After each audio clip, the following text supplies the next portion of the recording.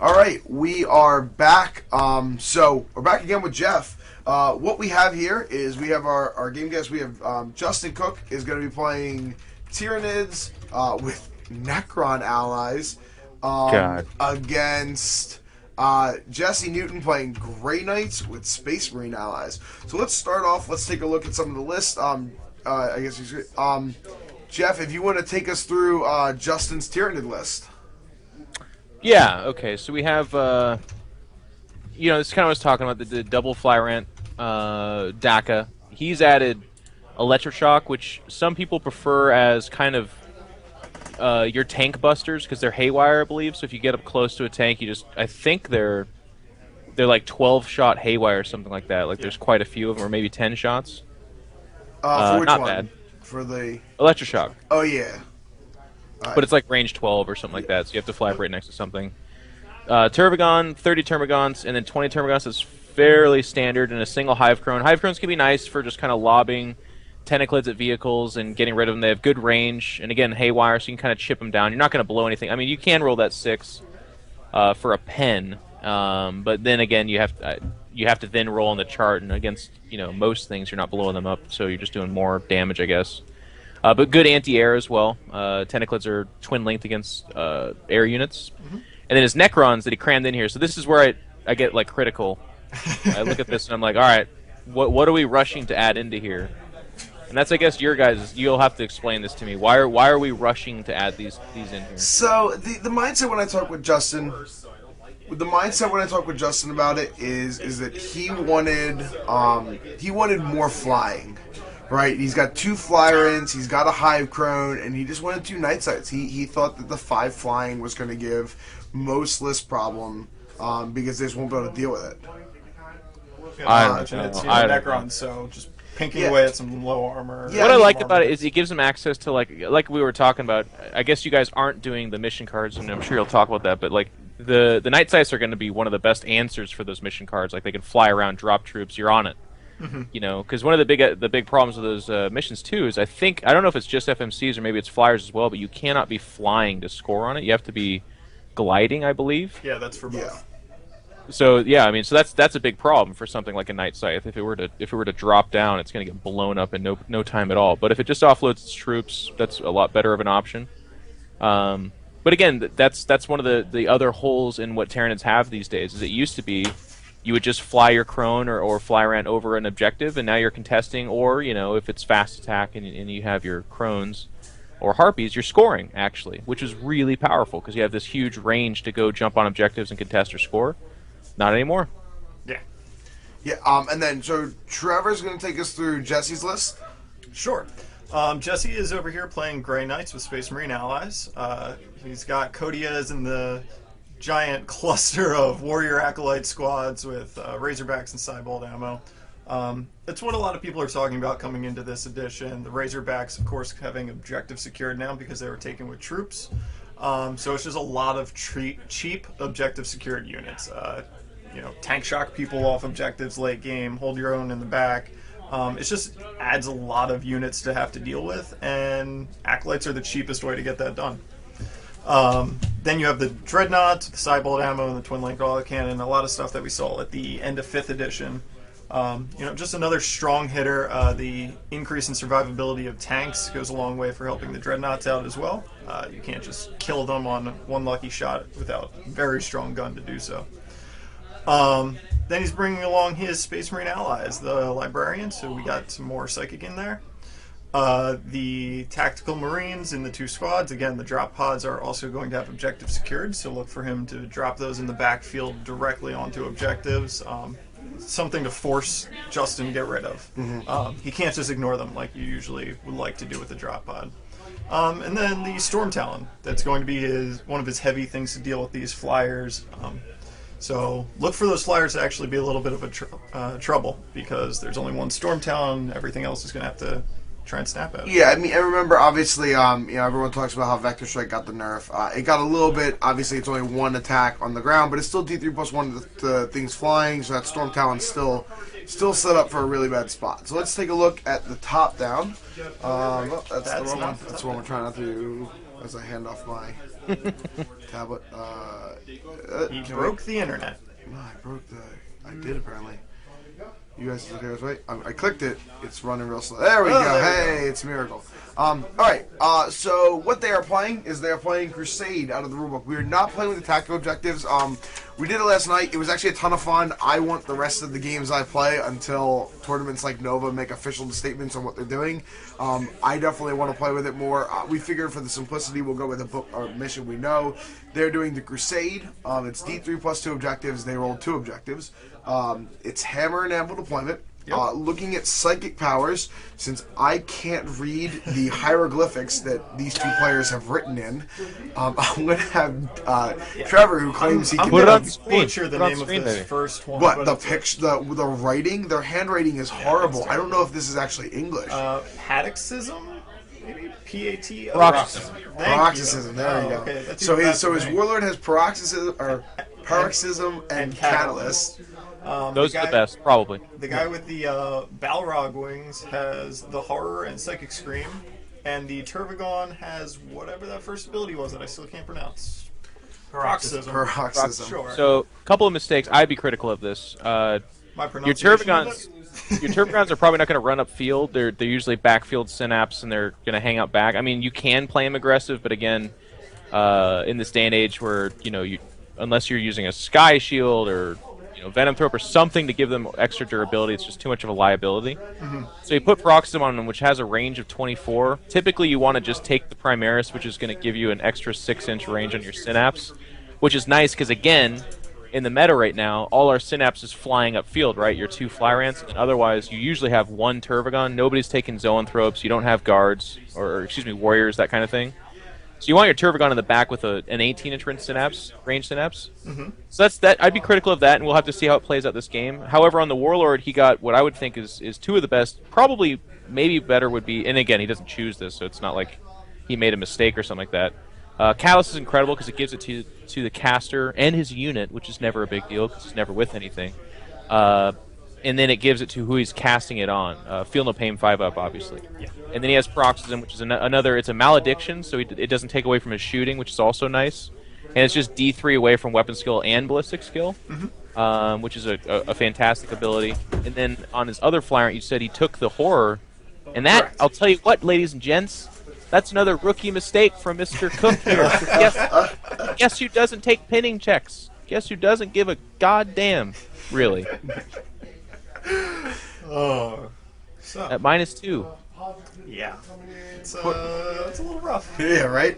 So then looking at Jesse, Jesse has the Librarian. The Librarian has Endurance, Enfeeble, and the Primaris power. And then Codius has Gate, Hammerhead, and the Primaris power.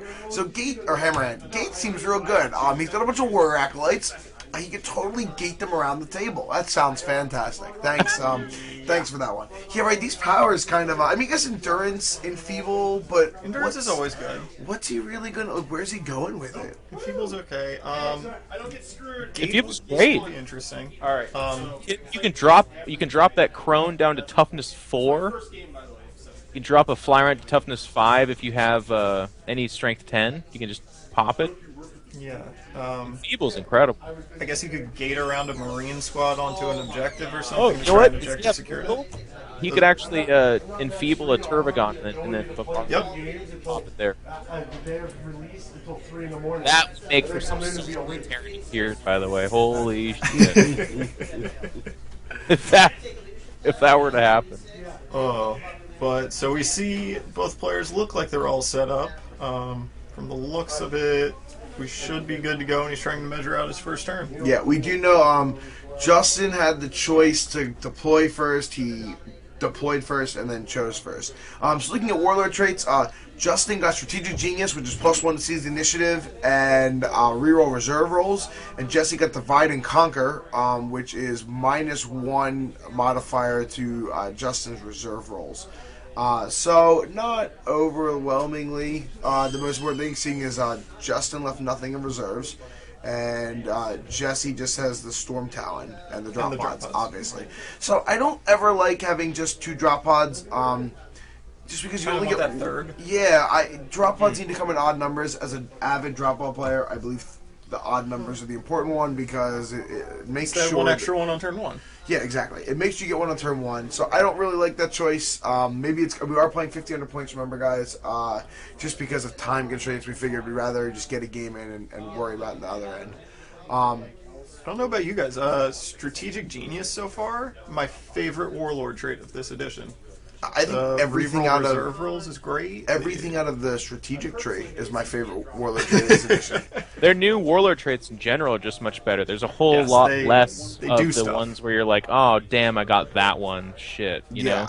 But even I feel like command and personal are a lot more situational, and they're good for certain armies. The tactical ones are fantastic if you're playing with tactical cards, which is great.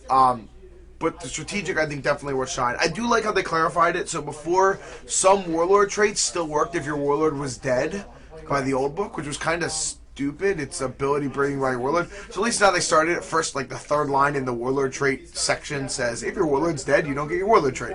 So at least that makes more sense. Good for like, GW for actually correcting that. Did they actually do something right and clarify something?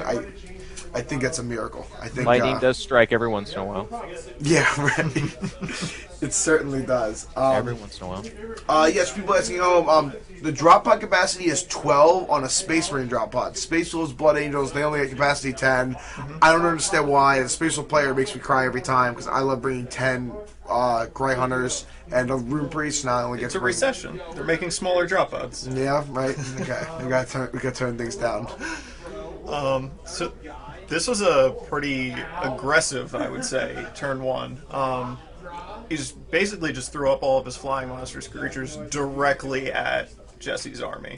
Well, I don't think there's too many risks on turn 1. The Necron, or I mean, what's really going to be taking a lot of shots out of this? Stormtown can't come in. Yeah. He's going to be Twin Link Skyfiring at them. I mean, what are you going to do? You gotta let them. Yeah. If you're not aggressive now, is there ever a better time to be aggressive? No, absolutely not. Like, if the Storm Get it done goes before on, the Storm Talon. Yeah. But Playing them aggressive here is correct. What gives me pause is that the 3 Dreadnoughts, I believe they're AP4 with the autocannons, Correct. right? Yep. Yeah. They should pop the Cron. Like that strike Vector Strike should never happen. And then for the most part, aren't Razorbacks 12 front and side? I believe 11. Yeah, they're 11, 11, 10. Are they just 11? Yeah. Yeah, 11, 11. You should lose at least 1 or 2 of them here to the Flyrant, but otherwise the Crone shouldn't do much, and then you should lose the Crone, and that's a fine trade. It's an okay trade. The big concern here is going to be because he can't ground those Flyrants, he needs to make a lot of saves. Like he could lose a Razorback a turn, if not 2. Certainly a Flyrant can go take off 1 by itself. It's just a question of how well you can give it cover. And then your Stormtown has to Alpha Strike on one of those Flyrants hard. He needs to come in and drop it or do some serious damage because it's going to be tough for the rest of it to do that. Especially since they're going to have Feel No Pain. They should stay within 12 and just constantly, the Warlord should be giving Feel No Pain to the 2 Flyrants over and over again. And we do, what was it? Oh, there is no night fight. That's something to note, so they don't have stealth. So here, Jeff. Real quick. So yeah, looking at home. So yeah, That was a big apparently change did too, by the way, change worth mentioning. They did make a change to that. We will double check. What's that? Well, we weren't wrong to say about outflanking Stormtalons. They actually could, but the White Scar ability simply says they can't. But I think the librarian is in with wherever Cody has is. We'll double check that. So real quick, Jeff, what do you think about the change to night fight? Yeah, that's huge. Just a blanket stealth is insane, and I kind of like that because it makes first turn potentially with night fight that much more problematic. Like if you're a shooty army, you might be like, no, yeah, I'll take second, just because of night fight, and obviously it makes you spending money on negating night fight between your war gear that much more sensible. It's just a bigger deal, which I like. And again, because if you're putting yourself in cover, if you're stacking that with other things, it becomes ridiculous, But that's how night fight probably should have been. It gets a little bit silly when you're 6 inches away from a guy and he's got a +1, and you're like, well, I could probably see him, but it's like, no, we're keeping it simple. I like it though overall. I think. Yeah, and the new rules combined with the Jink are just a little ridiculous. Yeah. Yeah, you get the 3+ cover save turn 1 on anybody who wants to jink. It's a brutal time trying to shoot at anything in that case. But. Yeah, that's why I had pause when we talked about FMCs. Like the defense of FMCs, if you're getting an armor save or if you jink because you don't care about shooting, you don't. that's all fine and good. Like you're only All one. right, so have a little clarification. Insane. Keep going, Jeff, sir. Oh no, it's just the defense for flying monsters creatures got a lot better. It's just it's a question of, is that defense enough to offset the fact that they can't drop down an assault, which for demons was a huge deal, but for Tyranids was also a big deal. And then only getting 1 vector strike attack, although at AP2. So I feel like that one's more of a wash. It's the assault one that gives me big pause, where I'm like, fuck, that really hurts him. So to clarify real quick, the Kodiaz and Librarian are both in the Razorback that is right behind the middle ruin, farthest down. I guess that was a really poor descriptor. If you see where the Razorback is off all by its lonesome, the one closest to that has both Librarian and Kodiaz in it. They do know it's only capacity 10. I completely forgot. I've always been salty that Space Marines get capacity 10, where my Space Wolves only get Space Marines got capacity 12, and I only got capacity 10. With Space Wolves? Yeah, that's it. Space Wolves only ran 10. Put that beer, man. We're gonna put that mead. Yeah, riddle me that. And all their beers or their beards rather and stuff, like they don't get enough space. And what you guys just didn't hear, we're doing this right now. So Justin cast Catalyst using all of his dice and got 4 successes. Jesse threw 16 dice to try to dispel it and failed to dispel it. Oh. Yeah. On Blessings, you get no bonuses, so he would have needed 4 6s on 16 dice. And on 16 dice, it sounds like, I mean, you do have good chances, right? Because dice can be whatever, but statistically, he shouldn't have gotten it. Yeah, agreed. That's one of the things I've noticed a lot about this 22 edition. 24 dice. It should take 24, yeah. A lot of people were excited at the thought of denying blessings, and then you actually do the math on it, and it is very difficult still. I mean, I guess just the fact that you can is insane. Yeah, right. Having an opportunity to do it is better than having no opportunity, right. So I guess in theory your odds got better, but not much. Well, keep in mind, Catalyst is a Warp Charge 1 spell, so he rolled 4 dice, which I think it's 4 of his 5, by the way.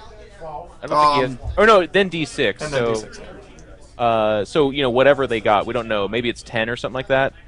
He could have... He has 3 base Psychers. I think you only had 7 dice total. And he threw 4 at it, and Jesse threw like 16 dispel dice at it.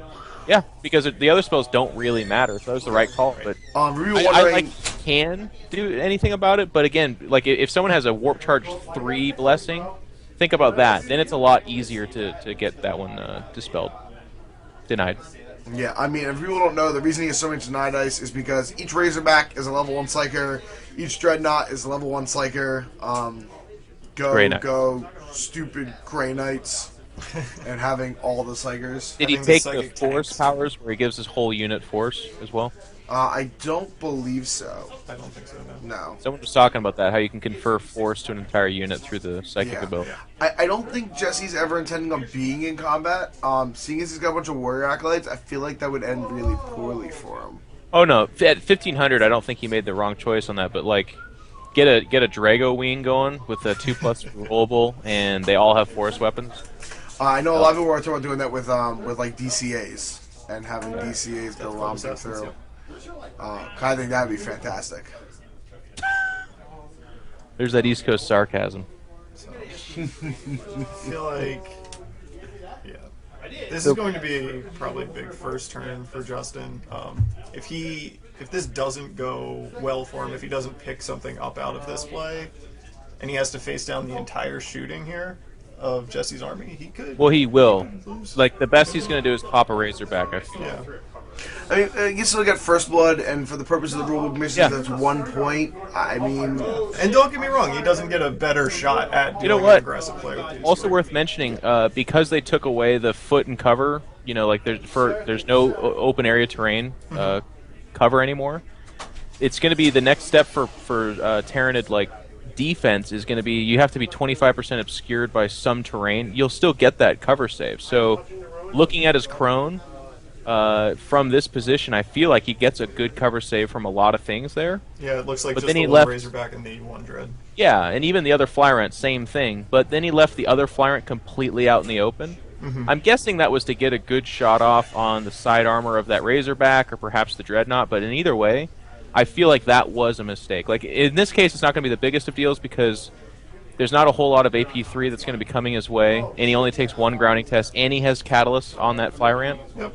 But you want to give yourself that extra layer of cover in case there is AP3 out there, so you can take that cover save, and then also have Feel No Pain as the backup, as opposed to just the Feel No Pain. I don't know when I have to declare, so I'm going to go ahead and call tactical conference. So it looks like Jesse. Let's listen. So Jesse's doing tactical doctrine. Let's listen in a little bit here to the players. Obviously, just Jeff, remember how we said your mic will be live always. So you can always just talk over the Oh, mic with them. jeez. Oh, God. No, not Skyfire Nexus. This Dreadnought is Yep. going to walk. Actually, this Dreadnought's going to default. Okay. 5. That'll get me within 3. It's also dangerous terrain moving through a wreck. I don't think walkers do that. They do. They do? they take dangerous terrain only if it's like infantry. Okay. Yeah. So you lose the whole points immobilized. Yeah. Is our audio on? Oh yeah, I apparently have my mic off. Sorry. Did you not want to move there? Obviously, without knowing that. Yeah, I Go ahead and move around it. Yeah, go ahead and move around it. So 5. I'm not going to be able to Yeah. hold. Walkers take dangerous terrain I'm just gonna only move if it like this. infantry would take it. So because that's a wreck. here? Yeah. 3. Yep. I am less than 6 away from the objective. I'm Okay. 5. Cool. So he'll be. Yep. That's fine. Come on, big number 3. No. No. It's the half charge range or whatever. Or -2 to charge range. So it's a -4 because you're in there. Mm-hmm. Yep. He's in there. Like mayonnaise. Let's see if those guys rally. Oh yeah, Yeah. They're Elite 8. They could rally. they do. They do. They do rally. Yeah, whatever. They are ready for this game. Are they, though? Ask yourself that. Are they really ready for this game? I'm within 36. Can you see if he has line of sight to him? This guy? Yeah. From the gun? Yeah, like. I don't know what. the No, building's he like. can't actually see him at all. Okay, Yeah. we're gonna go ahead and take a dangerous. Sure. Nothing. We're gonna jump over this way if you can, just like 6 inches up, so I can just kind of see these guys. Yep. Like that? Yeah, it's fine. Okay. Yeah, because now you can only see the Cron's tail. Did you want me to like position him differently? No, Okay. that's fine. Dangerous on Coniases. He's good. Because this thing, he can see him. Okay. Yep. Can he see anything over here? No, he can only see like some wings. He can see this guy's wing. The wings don't count. The wings do not count. Exactly. Which means he can't actually see anything relevant. How about now? He can see him. Okay. Yep. So you got these two that can see him. He can see him. He can see him. He can see. This him. thing's dead. Yeah. Oh my god, I'm touching somebody else's models. Hint, they're my models. All right, Justin Cook, you ready to lose? Oh my god. You ready to lose? All the saves. Psychics. All right, I get 5 plus 13. All right, I got 5 plus 5 6? plus Five. 5. Yeah, so Okay. 10. Yep. Okay. All right. You ready? I No, I know. I I know. rolled a single 5. No, he has 5. I have 5, and All then right, I have ready? the bonus Ready? for me. What are you Okay, gonna do? done with the psychic face. Oh, sick. What a psychic face. Oh my god. Oh my god. The sweet tack. Wait. Can I roll to block anything? I blocked something a lot, right. but I perils blocked. You just no, you don't perils block. You just know, I'm canceled joking. out your catalyst. No. Thank you. No, All we right. need that. We need that. All right. So we're gonna go head off, and we're gonna start shoosting this Razorback, or actually, this Razorback into Senor Crow. Oh man. Cody is a Razorback. Yeah, he has a family, dude. One hit. One hit. Oh, that was Two gonna be a sit. hits. Threes. Threes. Yep. Oh man. Cover. 2-4 covers. Makes both. Oh my god, cover's so good now. Next one. God, get away from me. Away from me with your good dice rolling. Bunk. Oh, God, come on. You got found this, so you Good. grounded. He's good. That was both those, right? Yeah. Okay, so now you All have right, this dead one's not going to shoot. Oh, shit. Back here. This one into the hive tyrant? Yep. You got it. Nope. Apparently, we don't want to hit the hive tyrant. No. Don't Next hit one? that hive tyrant. He's your friend. Wow, that one wanted to hit the hive tyrant. Twos or fours? One. Reroll. Two. Oh, God, all the sixes. Oh man, threes. One. Possible? Feel no pain. 5? Nope. So he needs a grounding check. All right. So and he'll need a test later. Okay. We're going to go ahead over here. Yep. Plasma. Plasma, combi plas. Yep. Plasma for day. Plasma will be red. Yep. Combi plas. Got it. One possible. Twin link. Yeah. The the white one- dice is the possible Yep. one. I got you. Nope, all hit. All hit. Threes. And then 1. No. You do all that together. Oh, yeah. Yeah, you do all of that together now. 2. 2. And I roll my saves. So Yep. 2 3-ups. 1. Okay. And wound. 6 shots. Bolters. Yep. Ba-bam.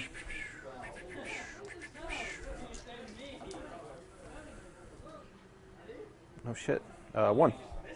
Yeah, T6. T6. Shut up, Justin. It's good. Awesome. Whatever. We're gonna go ahead and they're so dead. Storm bolter into the into the purple Yeah. gaunts. Not the ones you painted. The other Yep. ones. It's behind this shit here. Yeah. He's just chilling. The squad is gonna fire into the same squad. Yep.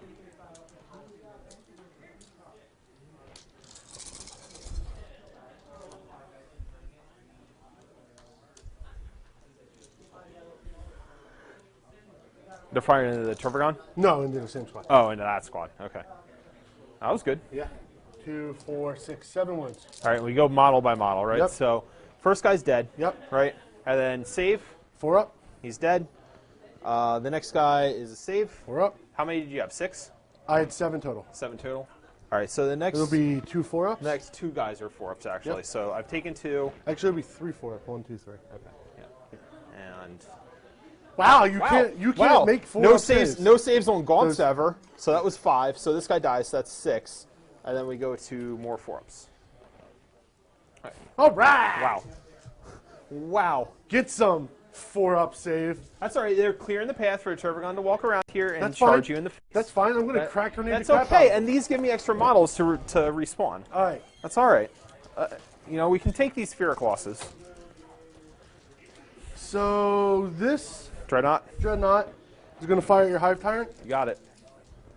He's fired. He is fired. 2 hits. That was this hive tyrant or that Yeah, hive tyrant? the window one. Can you see him? There's a big Oh, door there's here. there's a window there. Yep. 2 hits. 2s. Yep. 2s. 2 wounds. Oh man. Found both. Oh, Up, one. one.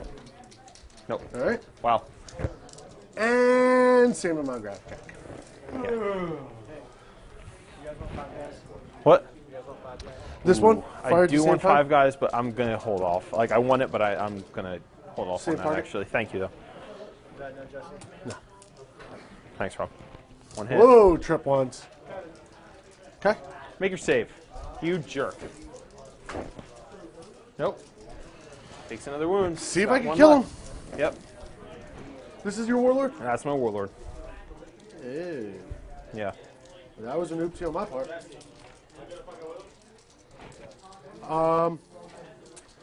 Actually, for the hell of it,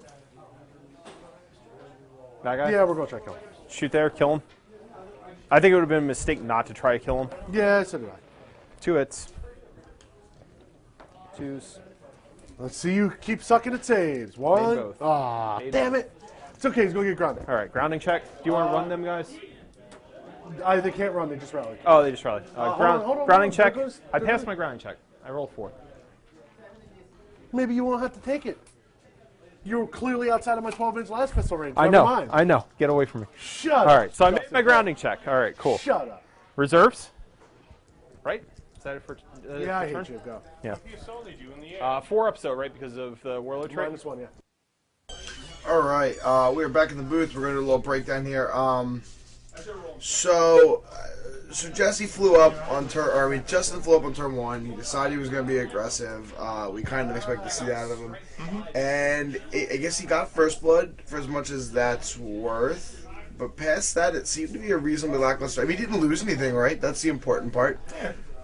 A couple gaunts. Yeah. I think his fight. I think is that his warlord that's down to like 1 wound, maybe. Yeah, the one furthest out, I believe, is the warlord. Yeah, the one farthest to the top. The little guy's the warlord. The one in the open. Yeah. So this is it. I mean, what do you think? So both night sites came on the server. I think it's going to be big. Are the night sites here just clearly just going to hunt? Are they going to hunt Razorbacks, or are they going to try to go for some of those dreads? I mean, strength 7 versus the dreads are armor 12. I guess they would need what 5s. Yeah, and I'm assuming the dreads are in fort cover. I mean, they're in rubble cover. Well, here's a question for you. How have you guys? You played a bunch of games yesterday. Out there, obviously, you know, Reese is a big TO, and you guys are all heavily involved in the tournament scene. What are you guys feeling on the rubble cover? I mean, obviously, so with 6th edition, we had so many. Every ruin had to have a footprint around it, and I know that we've kind of been saying that. Okay, well, the footprint around it now is the quote unquote rubble cover.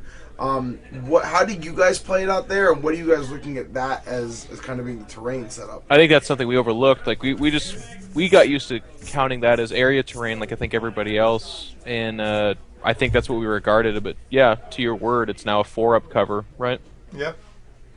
That's pretty sick. And there's a lot of ruins. There's usually 4 pieces of ruins per table, but some tournaments with more terrain will have as many as 6. That's a lot of cover.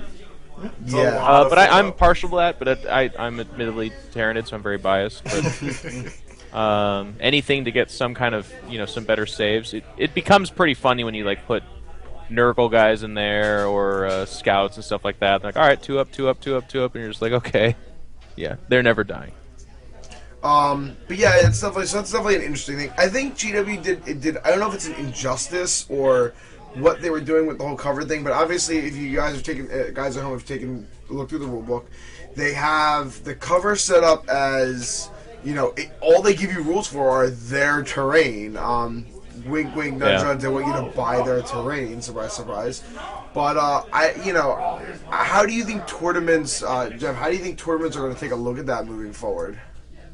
I feel like it'll be the same as always. Where like, yeah, there's rules for that, and this edition kind of sadly has been a shameless. It feels like to a certain extent a big cash grab. Like all the spawning abilities and stuff like that are very much so like.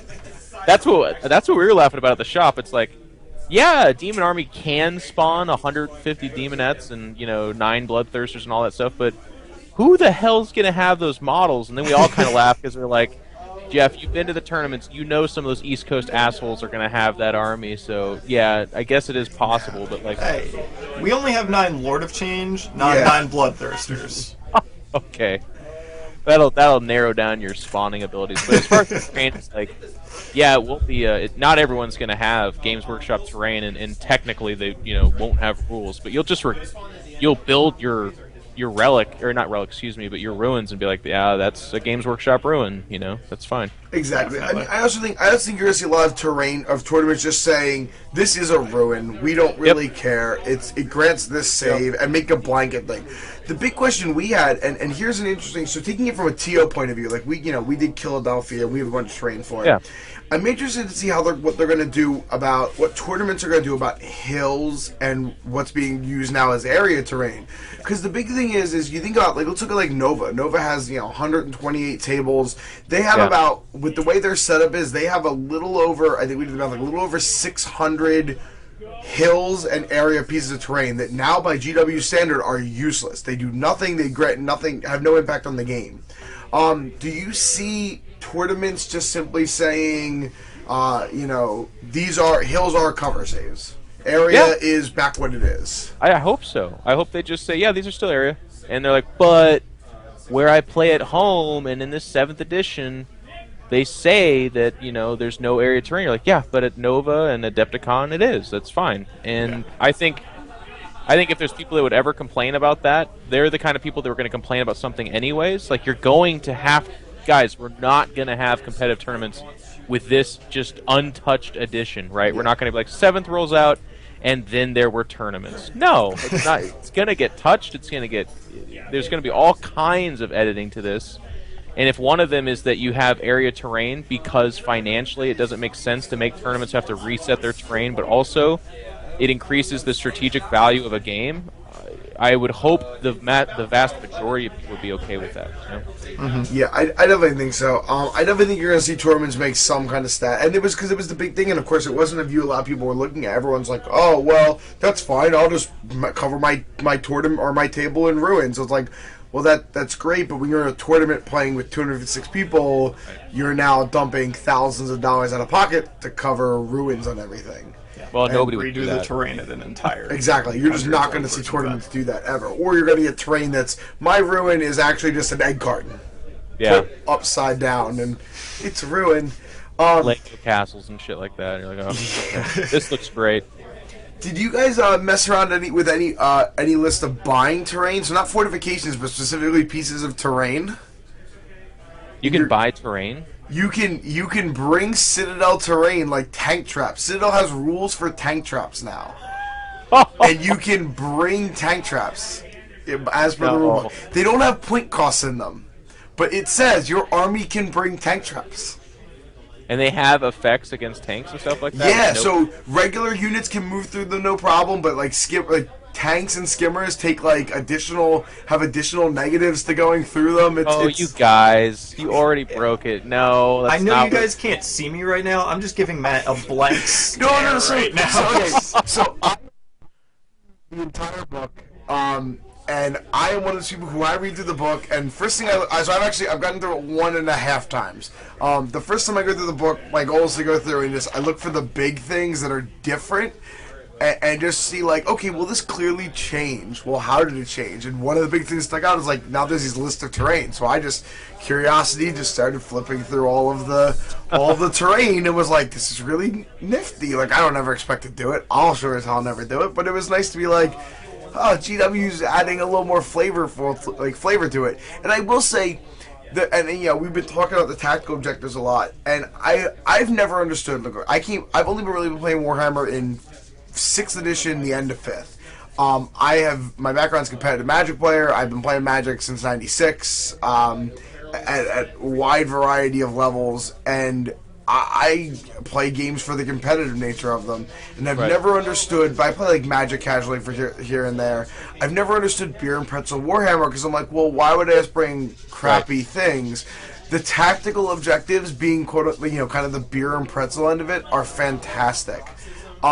I'd love to see tournaments find a way to balance that to actually be the competitive, to be a way they could apply. But I think you hit the nail on the head with saying that you're going to have to make it so there's some stable, some consistency. Maybe the deck gets cut down on cards. Yep. Or only specific cards, or you have an option maybe to like you said, kind of craft the cards you're using. Maybe they let you draw more cards than normal and chuck more. I think you could do things like kind of like the BAO format where there's 2 mission sets. There's a primary, which will just be book missions or some mixture of that, and then maybe your secondary is I keep forgetting what it's called, the M something. What is it? Maelstrom something. Right, oh, yeah. The Maelstrom missions, and then even from that, I agree with you. You cut down the cards. They're numbered, so you could be I don't know. Hopefully 1 through 10 is good. It's probably not that simple, but something like that. So the cards are more consistently balanced on some level, as opposed to just you drew the bad 4 cards, and then also so much variance. How do you shuffle those cards? What if somebody comes up with a deck of cards and they just fucking remove 15 bad ones? Are you ever gonna catch that person in a million years? Well, and the other big problem is, and it's an issue again, coming from the competitive Magic end, it's always kind of bothered me a little bit when it comes to Warhammer tournaments. There's no penalty system in place. Magic, if you break the rules, intentional or otherwise, you get warnings, and warnings eventually accumulate to what becomes game losses, match losses, and potentially disqualification if a head judge feels that you intentionally tried to cheat or manipulate the game, so on and so forth. And I definitely see a lot of times at Warhammer where there's a lot of these how do you ever? I always feel awkward because I've definitely played games where I've watched my opponent cheat, and I'm like, well, what do I say? Because like, if I come out and be like, I think you just cheated, then they're more like, oh, dude, it's just a game, and it's like, well, I'm either the asshole because I called him out and called him a cheater, or I'm like screwed because I let him cheat. So I agree with you. That would become an issue. Like, what do you have to do? Everyone's got the deck check for Warhammer. It's gonna be like a Magic tournament. It's gonna take Count the other person's deck at the start of every game. And they won't. You know that, right? Oh, we know exactly. TOs won't do it. We know the social stigma of a player being like, "Excuse me, can I see your mission deck? And I would like to count your cards." And the guy's like, Or even just think if they took out some of the bad ones, replace them with a control objective 2 or something like that. You'll never know. It's just not going to happen. Then you'll have guys, too, by the way, that won't buy those cards, but will print them out. And then you can't regulate that because now they look different, so you don't know what you're looking for. They're not numbered. And that's the big thing is, can tournaments tell people like, hey, you have to buy this and bring it with you? I mean, I guess like they make you bring your codex with you. I mean, obviously some people bring digital codexes as Where well. does it stop, though? You know, like you're going. It's funny because it's such an expensive hobby, and because it's an expensive hobby, it's made all the passionate people about it cheapos to the supreme. Like I feel very good about myself right now because, guys, I'm reading into the future. There are going to be people that print out these objectives.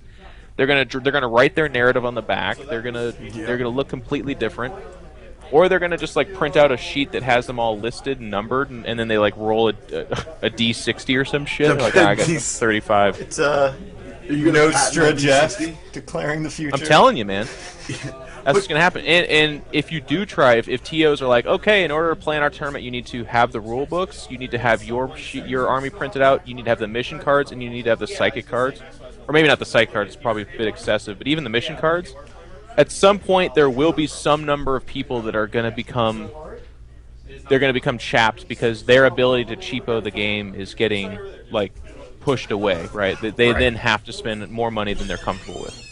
Well, at least the nice thing is that they're only, they're $8 for 36 cards, which is actually a brilliant, like an actual reasonable price point by GW. I almost, when I saw it, my rep sent me the price, and I'm like, well, that's got to be wrong. That's got to be like for the box they come in. I'm like, $8 for the box they come in, maybe. Yeah, that makes sense. Or it's like $8 is for the first card, and then like every card is 50 cents past that. Something ridiculous because it's GW. But no, like actually, I'm like, okay, $8. That's completely reasonable. Like $8. And that'll be the TO's argument, but you will still get people that it could be $5, and they'll say, "Go fuck yourself." Like that's still more money than I want to spend. The cards are a limited run, right?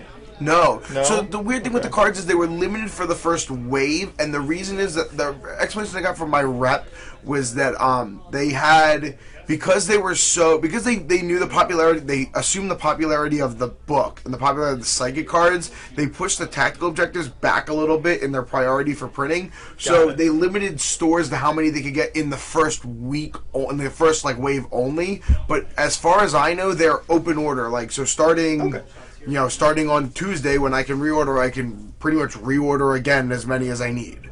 They just limit it because they were worried, like, the problem they run into is they get stores doing things like, and it's, those stores come up like, cool, I want 1,000 of them. And like, well, that's unrealistic. Now, it happens a lot with some Warhammer because, like you said, Jeff, a lot of people just go download the things off the internet. Yeah. Also, a lot of people aren't going to play with them. But yeah, it's still, I was surprised by the price point. It's actually a little bit of a relief to hear. I know I didn't expect any tournaments to use them. I didn't expect to like them at all, so I never pre-ordered them. And then, somebody for my first game of 7 said, hey, I got these, I really want to play them. And they were the only ones around to play, so I just, sighed and did it. And then after doing it, it was a lot of fun. Yeah. I don't think it's particularly competitive. We played them. But I didn't, we played it actually wrong. But for the most part, I was scoring most of the time, he was scoring most of the time, so it was fun because it gave you direction and the excitement of drawing a card. But Frankie played a game last night that he did the demon spam army that actually ended up being like 5 hours and 45 minutes. So I'll let them tell that story. But the short end of it was he was shellacking the Legion of the Damned plus Knight army, which was just silly. But it ended up being that he actually drew at the end because the missions were so skewed to the other guy. Like, yeah, everything, like Frankie for 4 turns in a row Drew, destroy the other guy's building, he had none. Destroy the other guy's flyer, he had none. Destroy the other guy's psyker, he had none. And then something else. And it was just for 4 turns in a row, he just doesn't score at all. Yeah, I mean, if you guys check out the game we played last night, we'll do it on Twitch by the end of the weekend, or on YouTube by the end of the weekend. I played against the Tau player playing, the 6 broadsides and Riptide formation. Yeah, and yeah, his first turn, his 6 cards are like score these 4 objectives, which were just what the 4 closest to him that he's walked up and grabbed, and I've got the 2 other ones where, and then mine were like destroy a psyker, okay, destroy a character in an assault, which he only had 1 in the army, which was Farsight. Okay, and it was like and a buff commander, which were off the board, and then it was like hold the objective that was underneath his 6 broadsides and Riptide. And I'm just like, look at these. I'm like, these are great, like fantastic. I'm excited for this. But I mean, I still wound up like, and then the deck kind of changed in my favor, and I was able to play around it. The tactical warlord traits are really cool too. How they kind of interact with that particular, like with the deck. Yeah, and they mix it into spells too, with like Scryer's Gaze and things. Yeah, like and that. I got Scryer's Gaze as a spell. Like I went for it on purpose with divination, got it, and it was fantastic for the game. So, yeah, I had a lot of fun. Anyone at home who's kind of looked at these and been like, "Oh, it's just a GW $8 tax or like money grab," no, they're worth it. You know, the big thing you have to remember is it adds so. It's a dice game. It's already enough variant to begin with, and you know you're now adding cards, which are more variation and randomness. Don't think I would ever be like I'm testing for a tournament unless the tournament is using the cards and has some balance in some way. I would never, while testing for a tournament, be like, let's play with the cards. Right. But it definitely makes for a fantastic just game to play. I agree with that. So I mean, as long as you're both in the same boat and you're not, you know, if you do go to a tournament that you flew to and you paid for a hotel and you just draw 4 terrible cards, guess what your opinion of those cards is going to be? I had fun. No. Come on, Definitely agree with you. When are you going to get EG to just pay to fly you around for tournaments and stuff from wherever? That's my alternative, you know, like that's my other goal here is I need to get this thing going big enough that they would do that kind of thing. Well, good. You're gonna have to be the spearhead of that. So get on that. All of us working on it. I guess I'd say like I'd love to be able to like I own a game store. I guess for me, I'm already kind of just I do more work at my house before I get into the store. Like I wake up at 8 o'clock in the morning, and for the first I don't go to work till 1, and for the first 4 hours I clean my house, mow the lawn, do yard work, stuff like that, and then I come in the store and play games for 6 hours, 6-8 hours. So yeah, right. You got a rough life over there. That's horrible. Don't know how I'm gonna handle it. No. Way too much stress. Yeah, speaking of rough life, not a lot. We're like, so we on our end can like hear what they're doing. It's pretty much gone as we kind of expected. Cook is staying up in the air. He's just kind of picking off at. To be a little blunt, Jesse's getting beat up on here. Yeah, I mean all the flying things are alive, which is a bad spot. Wait, is that? Yeah, that's the name of FMCs. If you waste shots up into them and you can't get them down, you can't do the wounds, they'll soak up so much damage. Yeah. My God. I saw when Jesse moved forward on that objective in the building in the top right, he was praying to get a number 3 for the mysterious objective to get that Skyfire. Oh yeah. Which is nice now that the Razorback can grab that and have Skyfire. The biggest thing, so like looking back, remembering that Jesse has drop pods. So Jesse put his drop pod, if you guys can see it off to the left there, right behind the top of that building is Jesse's 1 drop pod. Right by the Turfagon. Yeah, right below the Turfagon. I think Cook left a little bit too much room there for the drop pod to go in. Granted, for the drop pod to get there, it means you have to place it pretty much at the board edge and just pray it doesn't scatter off? It doesn't scatter directly off. So I don't know if it was a bad spot by Cook, kind of bait him into doing that. And Jesse came out, but like Jesse obviously was trying to go put wounds on the Turfagon, did nothing. Like Jesse just tanked nothing, and now the Gaunts are going to just fight the forever war with the Marines and eventually take them out. I'm a little skeptical of Justin's play here to not leave anything on the objective that he has in that building. He now leaves that open for what we were talking about in the beginning of a drop pod just dropping directly on the objective. Yeah. I would have liked to see a couple gaunts stay around there or something. At least just make it so we can't put it directly on top of it. But I mean, I'm nitpicking at this point. It very clearly looks in Justin's favor. He's just getting overwhelmed right now. Like Yeah. that first turn, he needed to drop a Flyer Ant or the Cron, like I was saying. Just something needed to die. He did And he wounds did, to what, him. 2 wounds or something? Yeah, I mean, that's the big thing. Especially at 1,500 points, I feel like the FMCs thrive so much more. Because the FMCs because they're so big and elite and burly, you know, because you're not getting that extra. I mean, you think 350 points in the grand scheme of things, okay, what does it really do? But a lot of times that makes you a little more resilient to these big monsters that you normally couldn't get otherwise. And even Jesse's list that gets to spam these Razorbacks with their Strength 6 heavy bolters that they have right now. Even his list that gets to spam all that still doesn't have the volume of quality shooting he needs to bring one of these things down in a reasonable fashion. But I mean, looking at the big yeah, thing, he was using the auto cans against the Flyer Ants, and like you're gonna get 1 or 2 through, and then they're gonna make their 3-up save, so it's just a waste. You need to do it against the Cron that would get no save. yeah, I mean, if you look at it like this is his last, so you brought up a great point, Jeff, in our interview, right? We talked about what the FMCs gained or what they lost. They lost being able to like come down to swooping and charge, or come down glide charge. They lost having multiple vector strikes. They gained not being harder to kill or harder to ground, and that's the big like equation, right? Is it? Yeah. Do you come out of the end ahead, behind, or in the same spot? In this particular case, I mean, if you think about when I went out there and talked, and just to clarify with where Kodiaz was, you know, Justin would have had to have taken on that particular turn alone 9 grounding checks. He instead took 2 total because Jesse shot at 2 different things, and he takes it at the end of the phase too. So it's not even like I'll ground it with this thing so that everyone else can shoot at it as normal. Yeah. It increases variance. There's going to be certain lists where that increased defense, and they're already like, we're taking a gamble and not having a lot of AA.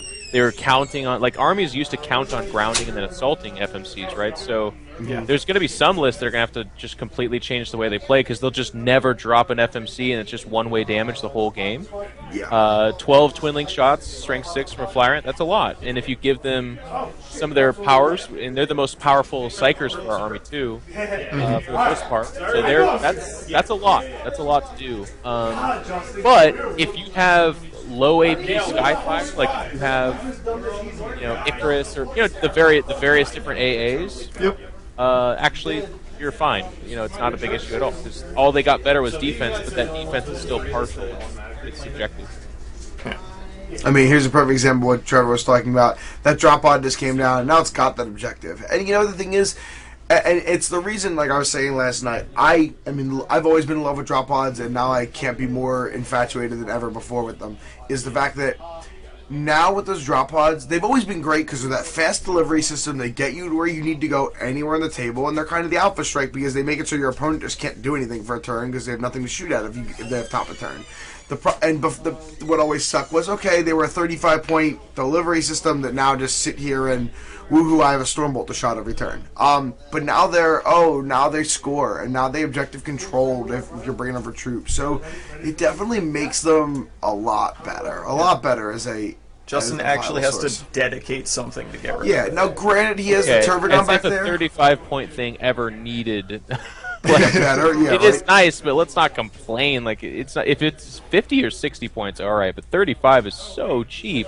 Yeah, for what it does, cheap. it was great. I was spamming taking 7 drop pods in 6th edition at 35 points where they weren't scoring, and now they've gotten strictly better. Nothing got worse about them because GW wants to sell more transports because transports cost money. Yep.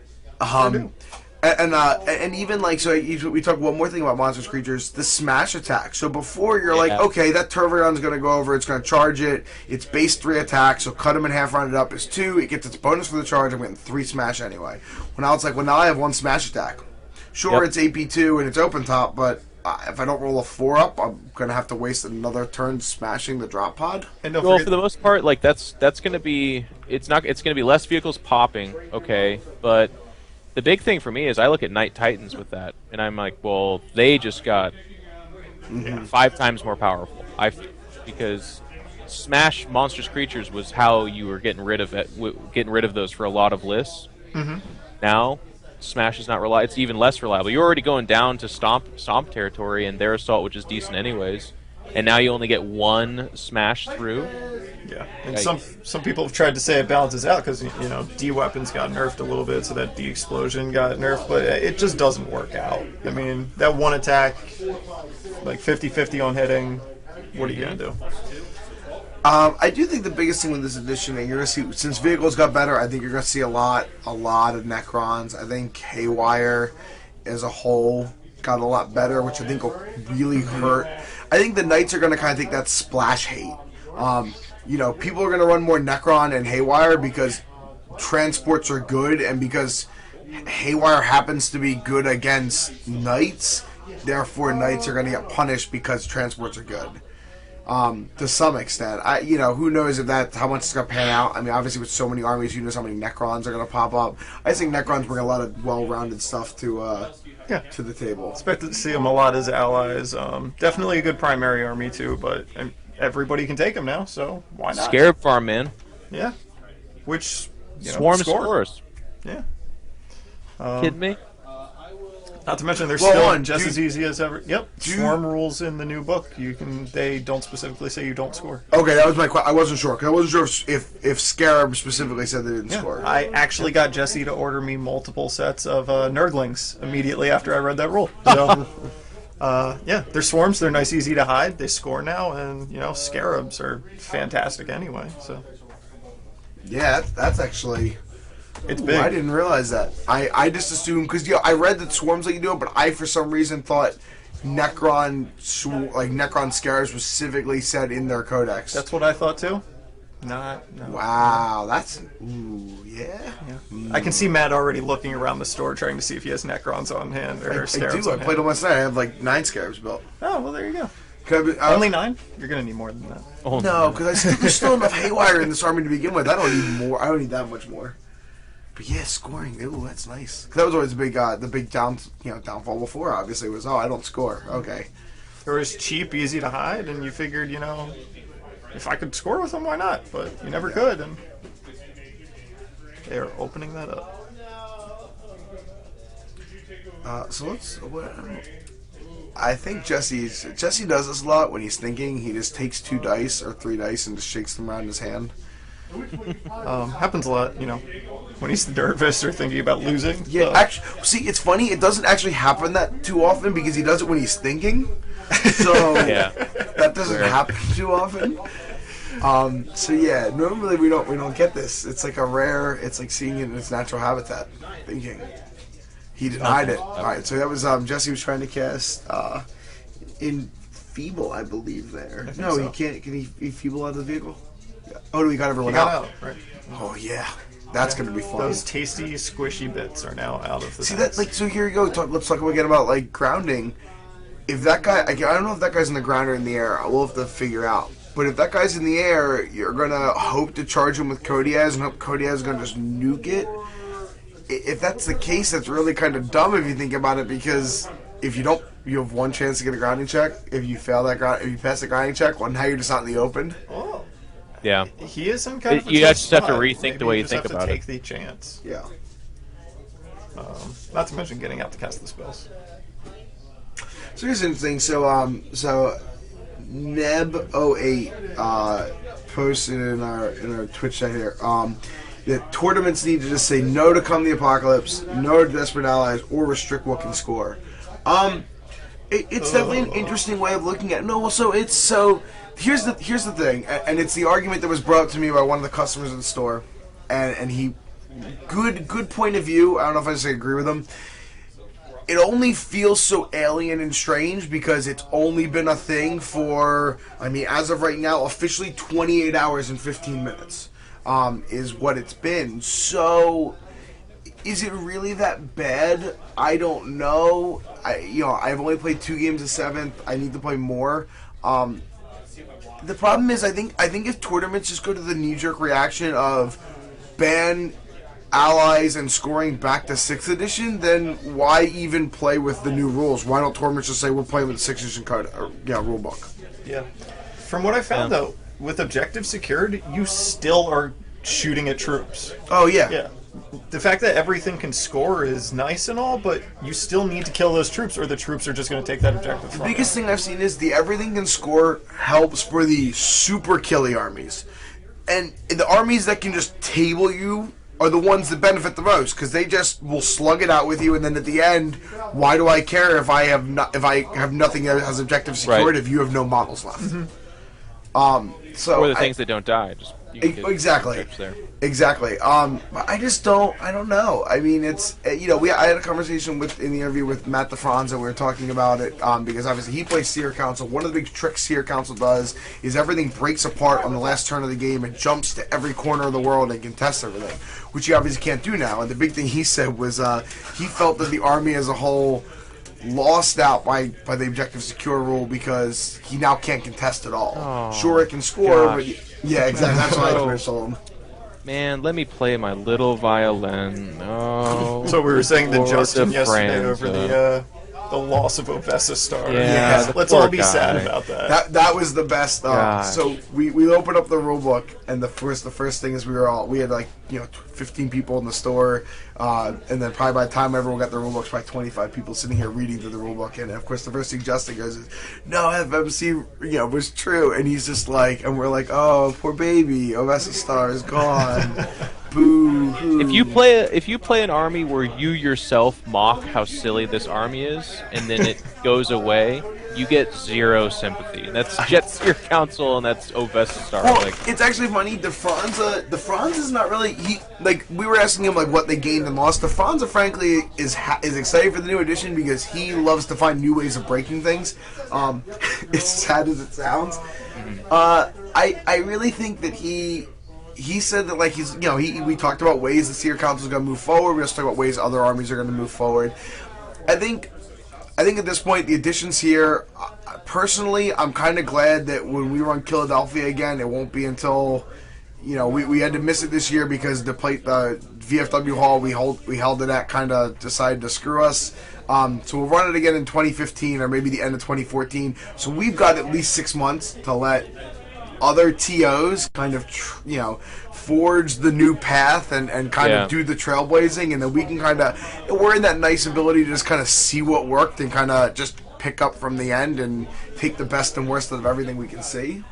Do you know either of you? Do you guys know who's up first in that? Who's the first big tournament to run 7? I don't know. So the first big tournament coming up is the American Team Championship. That's in July. In Tennessee. I don't know what. So I follow them on Facebook. The last thing they said is right before the edition, they said they weren't sure what they were gonna use. They said it would really depend on how impactful the edition is. I don't know what if they've made a decision. I'm sure by the end of the weekend they'll tell us. But I know for a fact Nova is taking 7th. I know Nova Open via Mike Brandt posted on Facebook today that their FAQ will be out by July 1st, minimum. And if you actually want to talk about what the real big tournament to run is, it sounds like ETC is running 7th. Are they? Yes, they should, because you're qualifying for a tournament that will be in 7th. So can you imagine making it as 6th and then you play 7th edition on the team? That seems really weird. Yeah, so here's the big debate, and it kind of became it's a little insight from Andrew Gagne. Obviously, he's a team member here at Team Stomping Grounds. He's going to be the captain for ETC moving forward after this year. They kind of had a debate going on between all the captains and stuff who are on the committee for this, and the big thing they looked at is the Americans more wanted to keep it as 6th, and the Europeans wanted as 7th. And one of the points I brought up to him is because you got to remember that in Europe it's a lot easier for them to test with each other because their proximity to each other is obviously much higher. For us, the Team ETC America is spread out across the country. You guys can't just get together for a weekend trip to practice and test. Whereas for them, they can do it. Obviously they're still bigger countries and they still have to travel several hours, but an 8-hour trip. An 8 to 10 hour trip by train is a lot different than a plane flight at cost. So I think for a lot of the European countries, they're like, sure, we don't care. We'll take the new edition. We can test it up super quick and be ready to go. And I think a lot of the Americans were like, no, let's stick with what we have now because we have it. It's down. We don't have to worry about it. But yeah, I think these tournaments should go to 7th. I think it's going to test a little bit of the kind of the strengths of the players to be able to come up with lists in the new edition and learn the rules. Now, sure, obviously, that's in a perfect world where everyone can sit and play games and read rules and test games all day. And there's a lot of, obviously, people The have response lives. has been really positive as far as I've seen. Once people have actually gotten the book in their hands, played a game, I haven't really seen any kind of significant complaints about the new edition. It's normally a thing here or there, like this rule stinks, this rule stinks. But yeah, other than that, there's plenty of complaining about like invisibility and things like that. Yeah, but boy. I mean, we had James Watkins on who went even as far as saying he's heavily involved in the Nova group in Virginia and Beltway Gamers. He said that he's pretty sure he's gonna recommend to people like Brett and stuff to ban invisibility as a spell. Not a big fan of that. But I don't know if you can start doing that because then you're low hammer, right? You're Warhammer Fantasy at that point. If you're just gonna nitpick rules you don't like and spells you don't like. yeah. I mean, so Jeff, if you were to run a tournament right now, what do you see? Jeff, you're a modifying? TO right now. What are you gonna do? What do you see yourself modifying? Let's not worry about the tactical cards so much, because I agree. If someone can figure out a way to do those well, that'll be great. That'll be a ton of fun, at the least. What do you see rule-wise that you would include, not include? Would you address scoring and allies primarily? Yeah, Unbound's out. I think that's universally recognized. Some kind of limits to sources or force order charts, excuse me, I always mess it up. FOCs. That needs to be looked at. Scoring for me is not the biggest of deals. I'm pretty okay with all of that. It's the troops having the little extra incentive is cool. Until someone busts that wide open and breaks it, then I at least at this time don't see anything that's hugely wrong with it.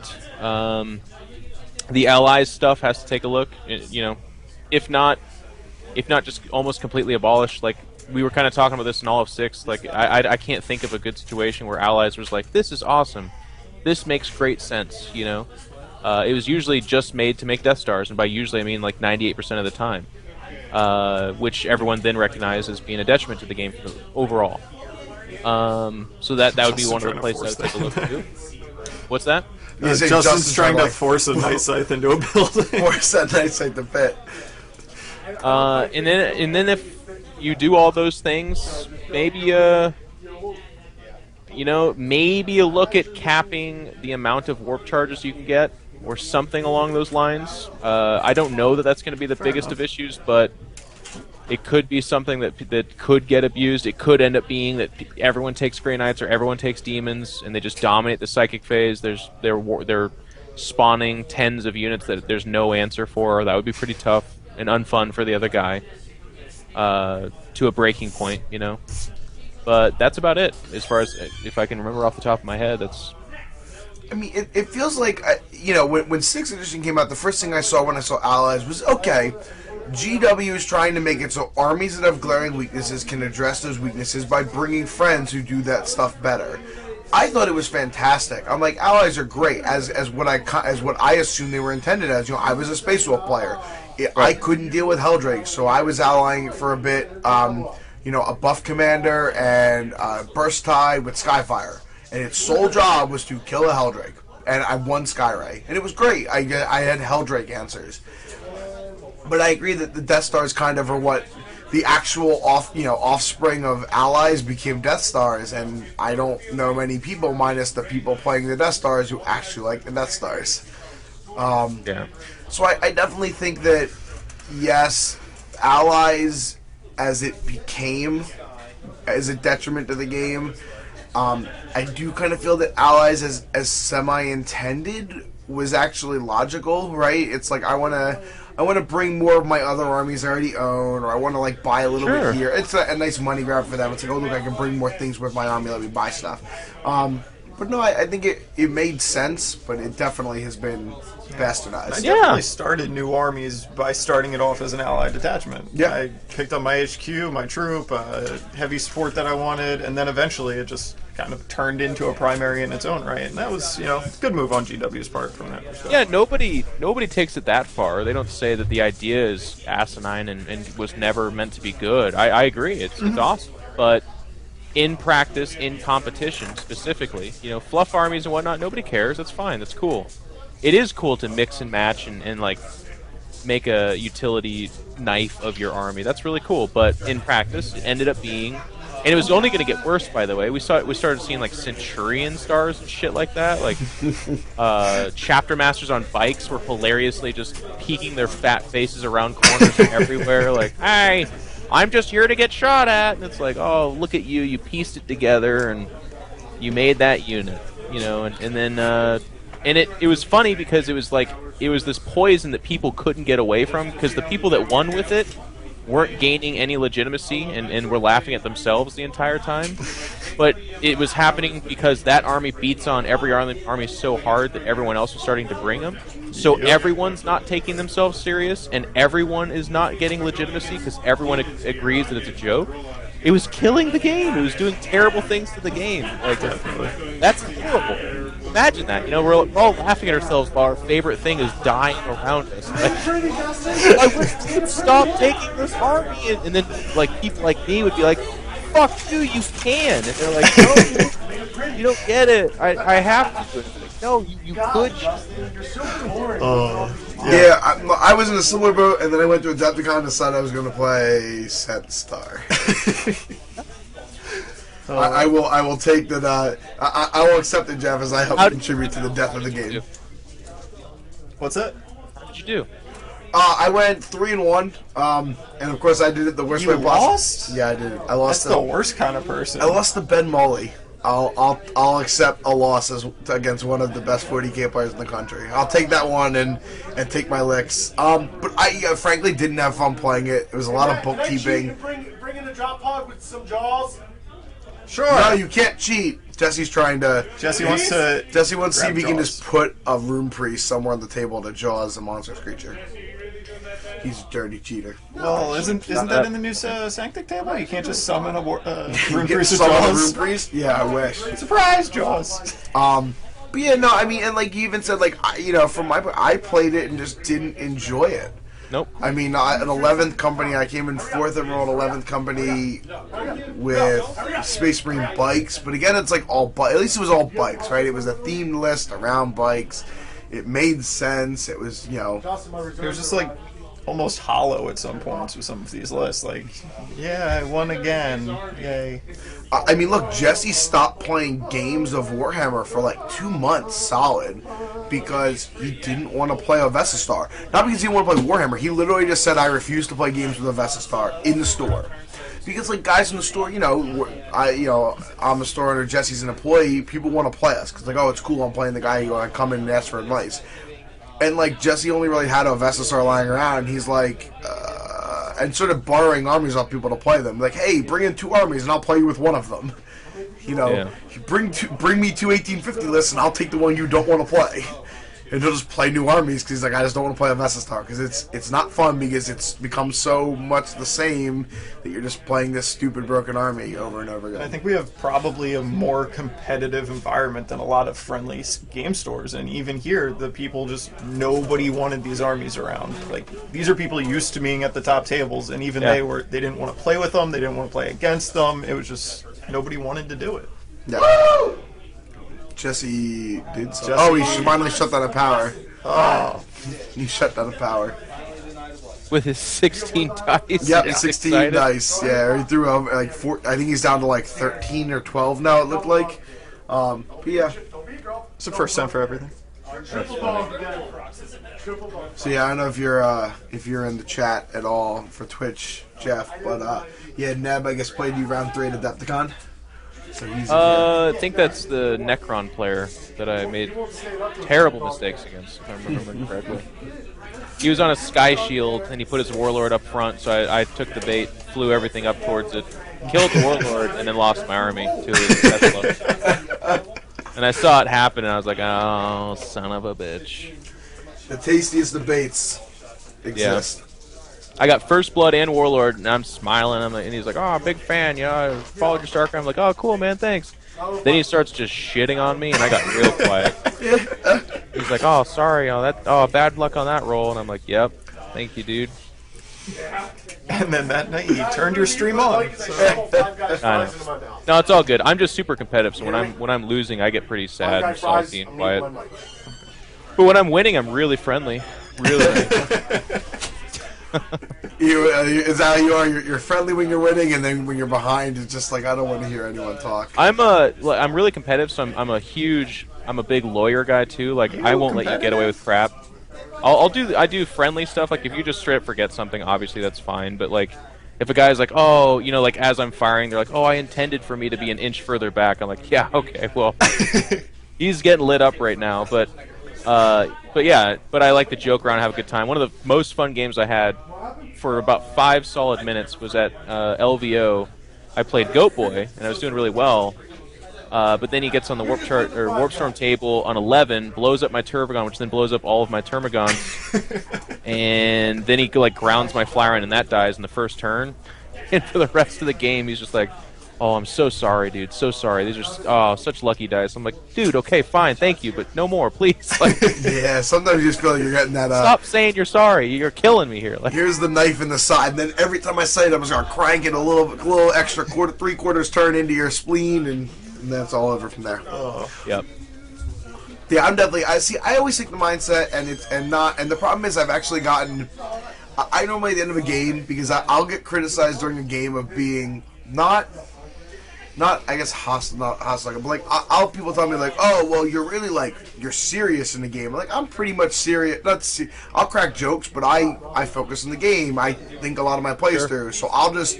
Half my time, I have a blank stare that's naturally very scowl looking, and I'll just be staring blankly at the table, thinking, and it might look like a scowl. Well, I'm a big believer of like, I don't want to. If I make a mistake, I made my mistake, and I'll make a mistake. So I'm like, oh well, I'll give you that one back. I'm like, nope, because I don't want you to then later ask for something back on my end. Like, I believe we play the game. If we made mistakes, so be it. That sucks for us. Next time. That's how I like it. I play it for the competition. The social aspect happens before and after, and I'm really excited. Like if we can have fun but still play a good game, that's cool. But I don't have fun in place of playing a competitive game. So some people are put off by that because it is just a social game for them. But I get along with the frontline gaming guys really well because they're all really fun guys. But when we play, like. Reese and I are at each other's throats half the time when we're playing, like because he makes mistakes because he's more of a TO, obviously a very accomplished and experienced tourney player, but he has so much other things going on that a lot of times he's not as sharp as he used to be. So he'll make a mistake that he's not used to, and I'll be like moving in. Like there's one time where he gave like the back of one of his big tanks to me, but he tried to bubble wrap it, but there was a spot I very clearly could land, and he's like, I intended for that to be covered. And I was like, did you? No. I would land somewhere else and get the back armor. But we were like going back and forth, like getting pretty mad at each other. But that's how.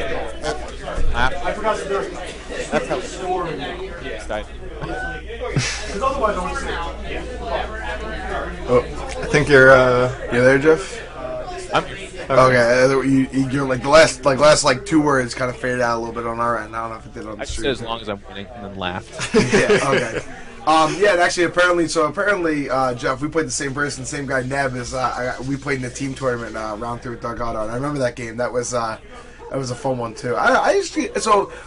It was my first year at Adepticon, and like first time playing a team tournament, I was worried because I know like our guys had a bad experience the year before because like round 1 they just kind of threw together 4 lists. Like they were all playing Tyranids, and they didn't really have much theme behind it. They all were playing pretty much the same list with like the minor variations to be able to fit legally into their 4-star chart. And like their first round opponents complained that they didn't have like a backstory. And they're like, well, we put probably 100 hours into our story and our display board and all this stuff, and they're like, okay, we didn't. And apparently they got a bad sportsmanship score because they didn't have a backstory. Nice. That shit happens, man. I've heard stories about that. One guy tried to have Frankie's army thrown out because he asked him like, will you go home and paint your army anymore? And he's like, yeah, I will. And he's like, well, the rules state that you have to be finished with the painting. It has to be completed.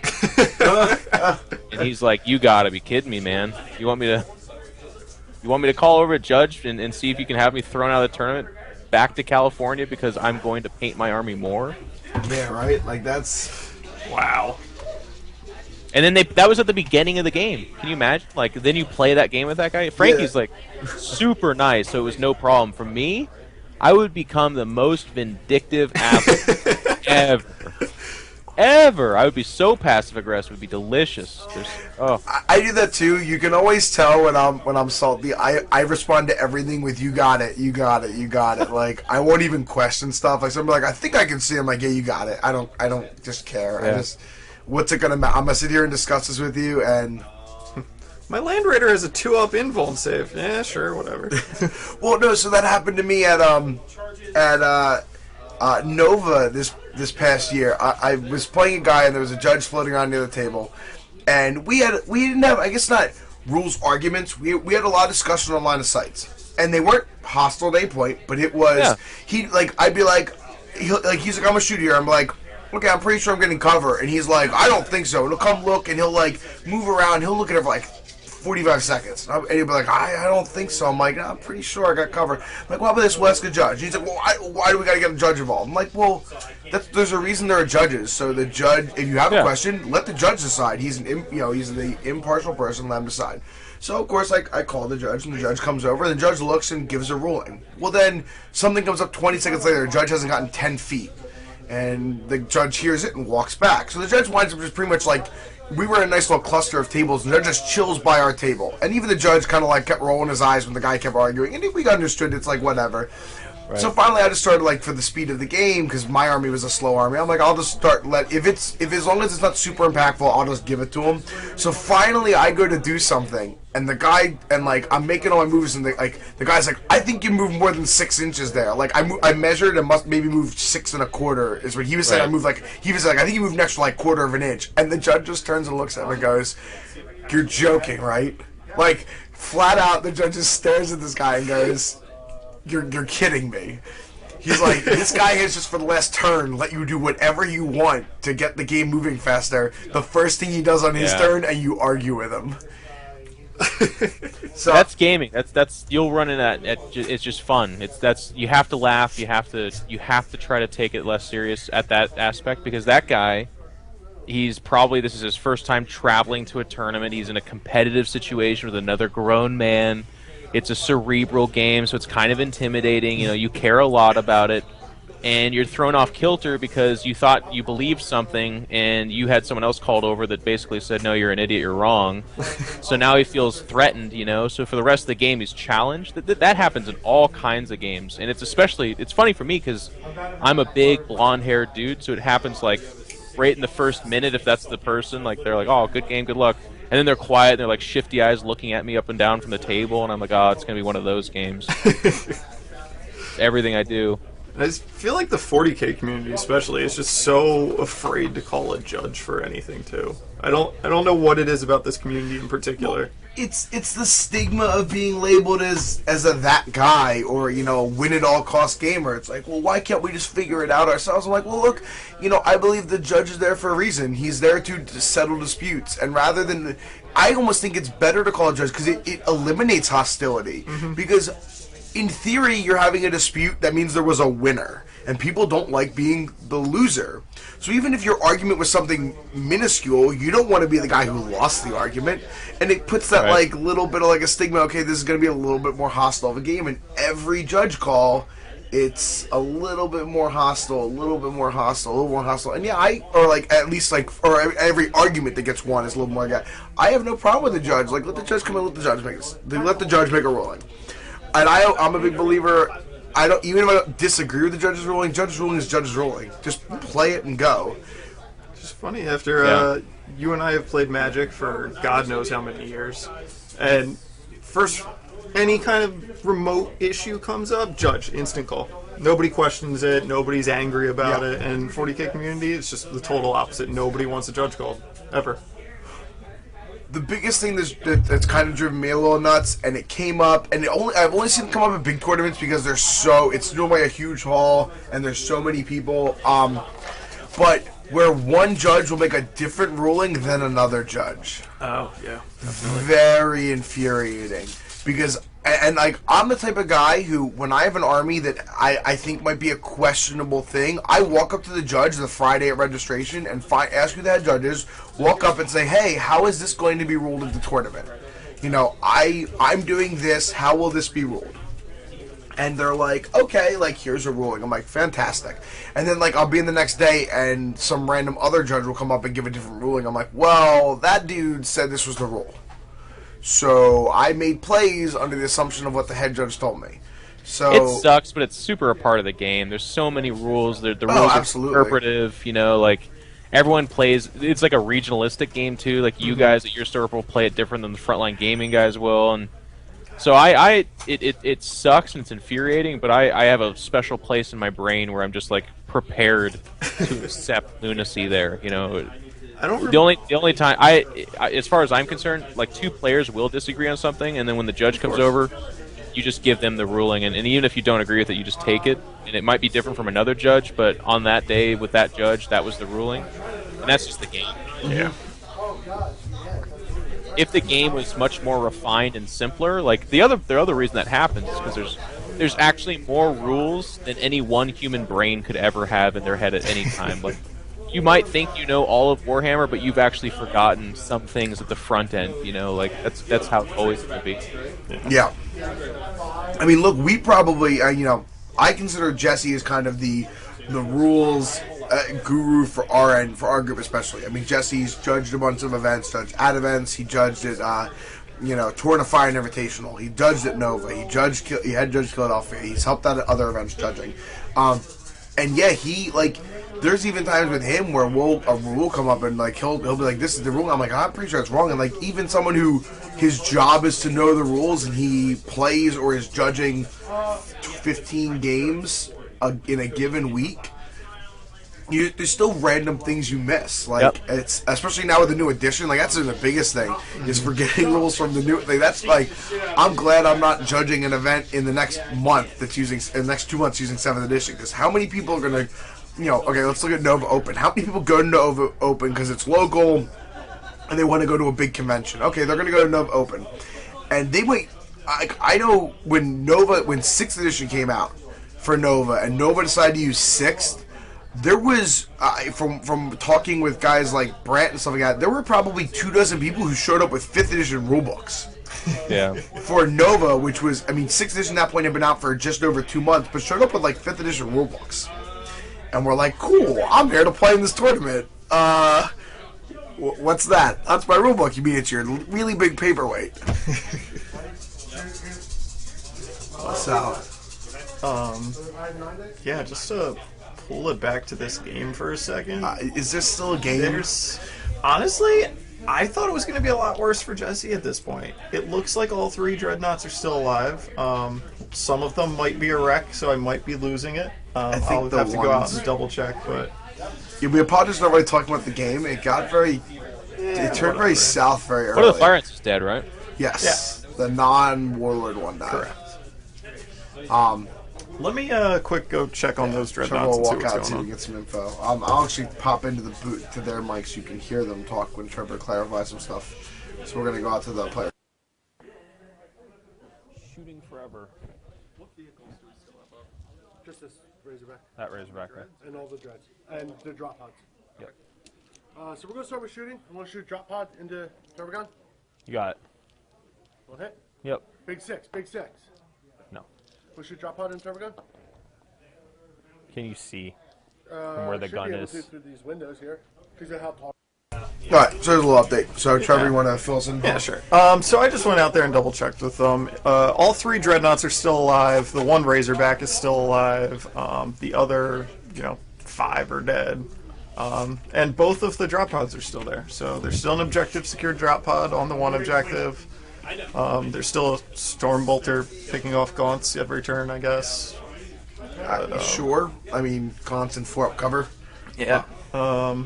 Yeah, I mean, Jesse's still in a bad spot, but honestly, better off than I thought he would be right now. Yeah, I mean, I think at this point he's just, Justin's trying just to not throw the game so much as drive the hatchet further in. I mean, that's kind of a thing I see a lot of people do. They overextend for the kills, they want to destroy models. And Matt DeFranz always has that mantra: would you rather kill models or rather win games? Because just because you want things to be you want to kill your opponent's stuff doesn't mean that you should overextend and make stupid plays to get kills when you could blow the game. Jeff, I watch a lot of StarCraft streaming. I've heard this all over, so maybe you want to chime in on this. At this point, he's just trying to win rather than trying to win big. He has the time to draw out the game. He knows he can win it if it goes long. He has such a big advantage. At this point, he's just trying to make sure he doesn't screw it up trying to go for the quick finish. Yeah, it would be things like, the smart move is assuming they're not on turn 5 would be to fly off the flying monstrous creatures here, stuff like that, as opposed to like, well, I could turn around and get a back shot at that final razor or something like that. That's just an example. Maybe it is a smart move to stay on the table, but like things like that, and then to clean up the backfield, get that Tervagon in on the drop pod, get it off the objective, secure the objectives, that kind of thing, and then because there's no kill threat here really, right? Yeah. There's three dreadnoughts that are the firepower. It looks like at this point in time, and that's really not that scary. They don't even have Skyfire, I don't think, do they? No. Yeah, they're not scary at all. Unless he's afraid of that Storm Bolter in the drop pod killing the Tervagon or something ridiculous like that. Like it's. And I'd leave the Necron troops, like I'd put them on objectives, and I would leave the Night Scythes around doing what they can to the dreadnoughts with Strength 7 Tesla and stuff like that. That's decent. And I have to disagree with you guys. I watched the first Mighty Ducks movie, and the Hawk mantra is there's no point winning if you can't win big. And yeah, Gordon Bombay didn't understand that. That was underdog story. Gordon Bombay causing problems. Oh, alright. Here's a hockey movie reference. I had to do it. Anytime you can reach back into your late 30s for a movie reference, you know what I mean? Like. Late 30s. I just don't like Serena. There's the joke. You got it. Oh, Jesse, you suck. What happened? Oh god. Jesse went to cast a psychic power with 4 dice and rolled 3 1s and a 2. Wow. So and of course his yell is I rolled like Serena. Notorious for me to not. Oh no, it was a plasma gun. I apologize. I'm really good at dropping down with especially Meltaguns. My Melto notorious for hitting about 15% of the time with Space Marines. Oh. Yeah. Last time I got to play against Matt's Drop Wolves, I think every guy holding a plasma gun killed itself. Yeah, on the turn I dropped in. Yep, Yes. yep. It happens a lot. No, I think one made it till turn 2. Maybe. Yeah, really? Yeah, good. We use the restroom. I'll be right back 1 sec. Yep. Oh, you're not allowed. All right, we're gonna listen to them then while the talent's away, because Jeff's definitely the talent of this. We're gonna listen to the players here. 1 save. It's good. Yep. You made it. Need to roll an 8? I did it. Nope. No. Okay. Cool. Not having that stone talon really sucks. Yeah. It's a big deal. He just whiffed like all his plasma shots. Yeah, we saw. Double ones and a 1. Yeah, it was pretty important. What are we looking at? What turn is it? It's going top 4, and I'm going to lose. Yeah. We've established that. Actually, no. See, Justin's right. If I could kill either the Cron or the High Tyrant this turn, and I enfeebled the Cron, I'd be fine. And if I get pop the ones on the Tervagon, I would have been fine. I actually probably would have won it. Could have, should have, would have. Yeah. So at this point, Honestly, it's a lot closer than it was like at the end of turn 1. Yeah. It is really close still. So, all right, top of 4. You said, oh, we're being quiet. All right, real quick to update then. Yeah, so Jeff, we're back. So it's top of 4 right now. What's left alive for Jesse is not a ton. He's got the 2 drop pods. Obviously, the one on the top there is holding the object or contesting the objective. He's got the 3 Dread Knights, 1 Razorback. Is it contesting or is it holding it because it counts as troops? It's holding it, but I don't know if I guess the Tervagon can't. I don't know if those gaunts are close enough or being trailed in close Tervagon counts enough. as troop too. Yeah, I don't know. So I don't know if it's in range, but it will be in range when it goes to try to do something. He's got 1 Razorback and probably he's got a handful of Marines, nothing really major. Jesse's in kind of a bad spot here. Cook really has lost nothing but the 1 Flyrant. Jesse just summoned a transcendent Necron Catan guy. How? What? No, Jesse's trying to cheat. Pretty much, it's again like we said. It's we need to see if we can. Cook just needs to clean up here and not lose the game. Something that I forgot about that maybe you did too. There's something that Jesse had that we haven't gotten to really say yet. That Storm Talon has still not come on the board. Well, come on did you now. forget about it? No, just it's this is the top of 4. This is Justin's top of 4. Okay. So, But that Storm Talon could have gone a long way in bringing some of these FMCs down. And well, okay, he killed something. No, that was him fake rolling the Catan. yeah. Jesse wanted to bring a Transcendent Catan in. Somehow a Transcendent Catan ended up on the board. So Jesse's just randomly spawning 900-point units and still going to have a little bit of a rough time. So that's a good point. With Ark is talking about with how the use at start of assault phase psychic powers are going to work. I mean, by the rules, a codex overrides a rulebook, but the rulebook says psychic powers have to be done in the psychic phase. Also, I would imagine that you wouldn't still have power dice at that point? Yeah, you wouldn't. So, I guess as of right now, I would say play it as you have to cast it during the psychic phase. The force Another weapon? interesting thing that probably needs to be FAQ'd, and it's kind of a debate going around right now. Well, not debate, one of the conversations about Grey Knight specifically. It says in the rulebook, if you have psychic powers that you buy or are given, you are not allowed to drop them. Correct. With that With that statement, Grey Knights cannot take any powers out of the rulebook because all their powers are bought or given to them. What's funny is the rulebook specifically says, though, that when Grey Knights get Santic powers, they can't perils. So the rulebook says they can get Santic powers, but by the actual rules, they can't get Santic powers. Solid GW wording. Well. Yeah, I mean, The plot thickens. I'm sure it's an oversight by GW. Well, I mean, like, it's GW. Oversight might as well be their new name. Everything of them has been an oversight. It wouldn't surprise me at all. The big thing is, and I don't know, are we gonna see an FAQ? I don't know what your thoughts on that are, Jeff. But if you look at last edition, we got the 6th edition FAQ the weekend of the book. But that was mostly because they were coming out with FAQs at that point. We haven't seen an FAQ for 40k since September 13th. You're talking 8 months since we've seen one. Are they going to actually FAQ this? That has to be the expectation. That was certainly what we thought at Frontline, is that not only will they, but probably soon. Mm-hmm. Now, granted, the FAQs are definitely needed. It's GW. You, of course, expect it. But, honestly, this book seems to be written much better than most of their previous ones. The mistakes seem like they're fewer. Maybe we just haven't read far enough into the book yet to see them, granted. But overall, I've found most of the times when I have a question, I can find the answer now, which is something I used to not be able to say for GW books. I think the FAQs, there are less issues, but they are significantly more impactful.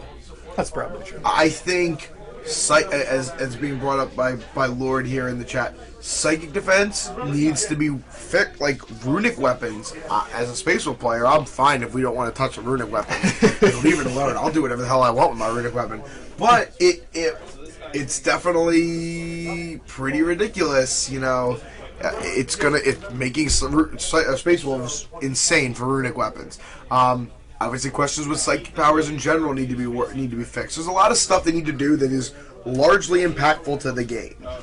Yeah. I agree there are less mistakes than in the past, but the mistakes they have now matter a shit ton more. I know I'm right. This is what I was worried about. That's what tells me that there will be an FAQ. Just there's things that just flat out don't coexist. So they're gonna have to say something about it. Well, You know? you would think they would anyway. Exactly. Knowing GW, though, It is be a possible, I little guess, that they would defy all logic. Yeah, I don't understand because like we haven't seen an FAQ in so long. That was my concern. It's not that they don't think they need one. It's more that they haven't done one, or they just kind of like done with doing them and figuring tournaments and stores and playgroups are going to do what they want anyway. But it makes it so much harder from a tournament point of view, is because then players like I still see people at like Adepticon. Like Adepticon puts out their FAQ, and guys will go there and be like, "Well, I didn't see that in the GW FAQ." And their Adepticon's like, "Yeah, well, we're using this FAQ. Why are you using that one? Because it's called the Adepticon FAQ." Well, who wrote it? Us. Adepticon. Well, why are you going to write it? Because it's our tournament? Oh, okay. Like, it amazes me how many people will still go to tournaments and not read a mission packet, read the packet on the FAQ, stuff like that. Yeah. Which is the thing I tell everyone. Everyone from the store is like, I'm thinking about going to a tournament. It's like, sweet, read the mission packet before you go. Like, and if you have questions, email a TO. Like, I don't think there's been a tournament I've gone to in 6th edition, like a GT, that I have not emailed a question to a tournament organizer beforehand. Now, most of those for the first like 9 months or 10 months when I was playing nothing but drop pods were clarifying drop pod rules that GW didn't. Mostly because like I figured out how Nova ruled them, and then I emailed another place like, are you going to rule it the same way? And just to get an idea on their ruling, because drop pods had the worst rules ever until they got FAQ'd when Space Marines came out. They got their updated FAQ, and that was just updating it in the actual drop pod book, like in Space Marines. They didn't actually give an FAQ. Yeah. But I don't know. I think if they don't come up with an FAQ, I'd be interested. I mean, do you think it goes back to the INET then? Do you think like the community at large will come out with an FAQ, or do you think people are just going to fall? I mean, I would say fall like just let tournament organizers do it, but. I mean, even look like, Jeff, you play in a bunch of events. Look at, like, Adepticon's FAQ versus Nova FAQ versus, like, Bay Area Open FAQ. That was always going to happen, I feel. I feel even when imagine what a Game Workshop FAQ that literally satisfies every tournament would look like. I mean, that sounds great, doesn't it? Probably be bigger than now, the book. wake up. It's never going to fucking happen in 1,000. Like, it would be cool if an FAQ came out that had some answers. That's the standard, but what more often than not happens is your Novas, is your Adepticons, and your LVOs or BAOs. They all come up with different answers. Well, so I've had a couple conversations with Chip from Torrent of Fire, and he asked me in the past before, like he's like, okay, from a TO point of view and from a competitive Magic player point of view, what are some of the things that Warhammer needs to do to reach that legitimate competitive stage? And the first thing I said is a unified rule set. Players need to be able to go from one tournament to another and know that rules that are true at one tournament are true at another tournament. Like, missions can change, that's fine, because it gives a little bit of variety, but, like, some idea on the rules. And the biggest thing is you have all these tournaments, and, most of the times FAQs are kind of developed by the play group of the people that the tournament organizer plays with, right? Nova has the Beltway group, and they kind of, like, craft theirs. The Adepticon people, all the guys in Chicago area, they kind of craft theirs. The West Coast Bay Area Open, like, all the guys by you guys kind of craft your FAQ. Is there any way you can see the entire community coming together and be like, this is our FAQ? Yeah, someday. I mean, that's the thing is, the game's so rooted and been around for so long, and the people that, like, Adepticon's very successful, Nova's very successful, the frontline guys with their tournament circuit are becoming very successful, and there's others as well.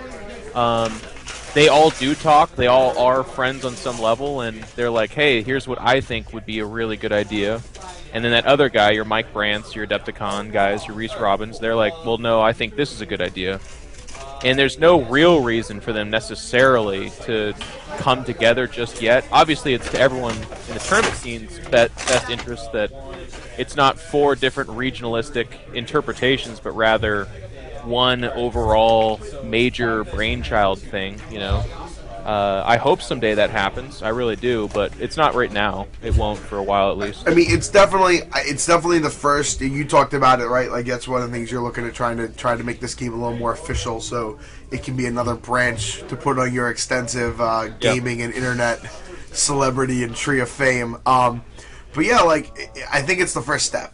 I think it, without a doubt, is the because at the very least it'll also show there's some kind of level of community and cooperation to anything. Well, it gives legitimacy to the wins too. Like, not necessarily. I mean, that exists. It's a big deal to win these tournaments still, obviously. But like, if they're all under the same ruling and the same ruling is what everyone agrees is the best for the competitive scene, then that gives the unification that's needed to then be like, this guy is the #1 player, not this guy is abusing the rule set at this tournament that is allowed to do that over there. You know. It's just a step in the right direction for everyone, obviously. Mm-hmm. Well, I mean, it's funny because even like people start coining terms like for Adepticon, obviously Adepticon I always feel like, and not for better or for worse, has seems to be more the outlier with some of the FAQs. They tend to allow more things, which is fine if they like. That's how they're going to play. But like we coined the term infil cheating for leading up for the couple months leading up to Adepticon, because like, oh wait, I can put this guy with infiltrate into a unit and infiltrate the whole unit. Yeah. If I can infiltrate my Grav Censtar like anywhere I want, sure, fine. But I mean, but yeah, it's definitely something that needs to be done. As you've used the term a couple times, maybe we can wake up from this magical dreamland where everyone agrees about everything and look at reality, but. Yeah, it could be interesting. Could be good. Could be. I'd be interested in what basis it would kind of be off of. It'd be good. It's not the end of the world if it doesn't happen. Like, I did go to Adepticon. I went to a Nova tournament. I plan on going to their big Nova tournament. And, of course, the LVO and BAO is kind of my home tournaments. And I've had a good time at all of them. And they have different rules, but they're close enough and they're competitive enough where I didn't feel like... Like, I was pretty disappointed with the overabundance of kill points at Adepticon randomly. Like, that seemed very counterintuitive to where the meta was at right now. But that's not, like, such a glaring mistake that it ruined the tournament. You know, people had a good time. You had competitive matches. It was really good. So that's all great. So as long as people continue to talk and continue to be, like... I think what's just key is that it's funny because we have this new round of debates every time something happens where they're like... There's people that are just continuously so uncomfortable with changing the rules in Games Workshop, and it's like, dude, this has been going on for years, and it's actually essential. Like, you can't play it competitively without it. And they're like, well, I don't want to play it competitively. What if I want to play it beer and pretzels? And then they're like, nobody's stopping you. Go away. Like, go play that. Nobody cares. Leave the tournament people to bitch and moan about what we need to do to make the game more competitive, you know? Yeah, some people have this idea that, a good rule set somehow hurts the beer and pretzel people. But... That's so weird. So weird. Yeah. Because then however, look, the reason they don't want a good rule set is because good rule set eliminates, like, the third rule in the game, which is if you have a dispute, roll a die.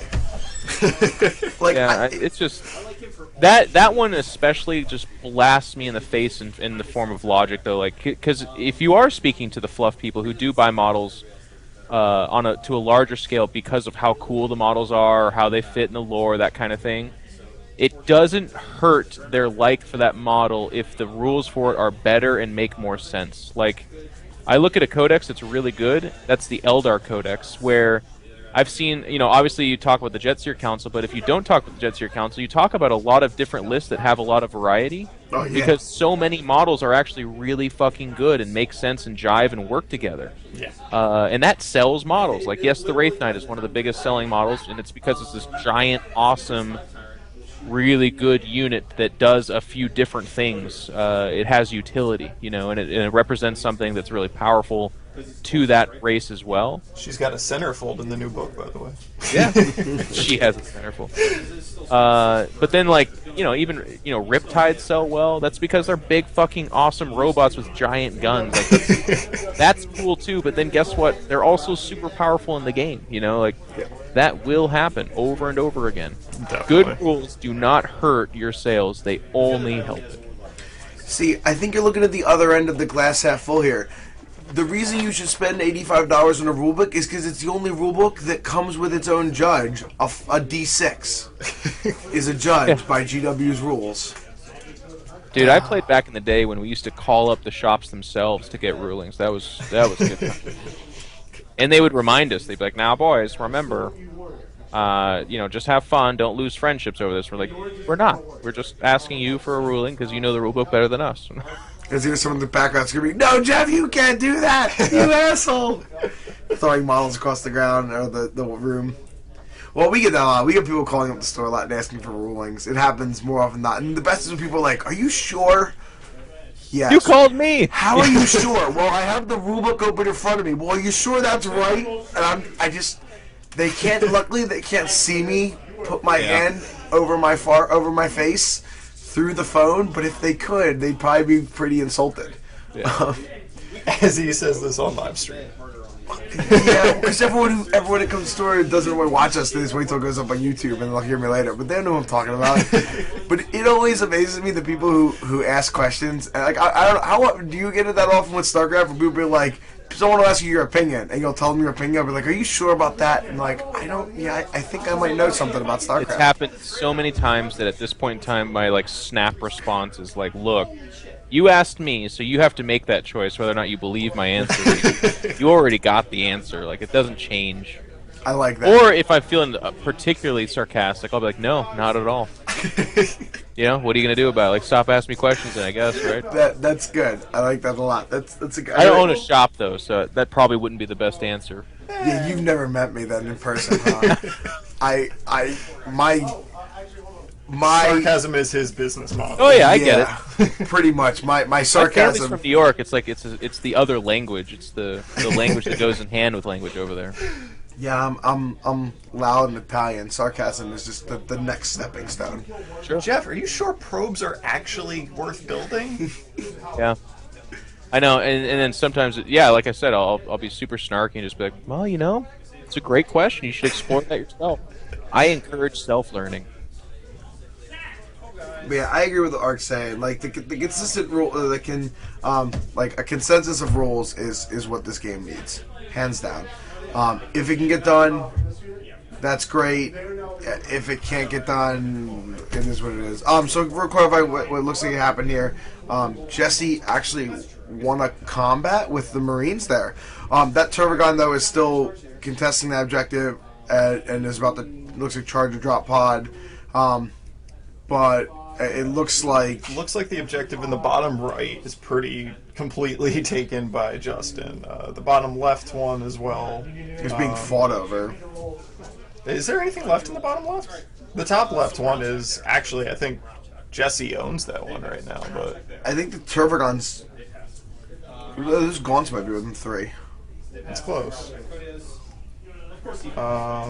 Cody has just failed a leadership check. It's kind of up in the air, but it looks like there's some Necron warriors in the top right. That lone model that Jesse has moved is Cody has, and Cody has failed a leadership check. Oh, jeez. His morale check and just ran back. What are you gonna do? Whoa, so it was one of the Gamecast where TJ's Ovessa Star failed its leadership test and ran off the table. No, it was a battle report. Yeah. That was fantastic. Yeah. I watched Alex Fennell chase off Eric Herger's entire chapter master bike force at that final table at LVO. That was gut wrenching. It was. I don't even think they got terrified. They just, or no, they did get.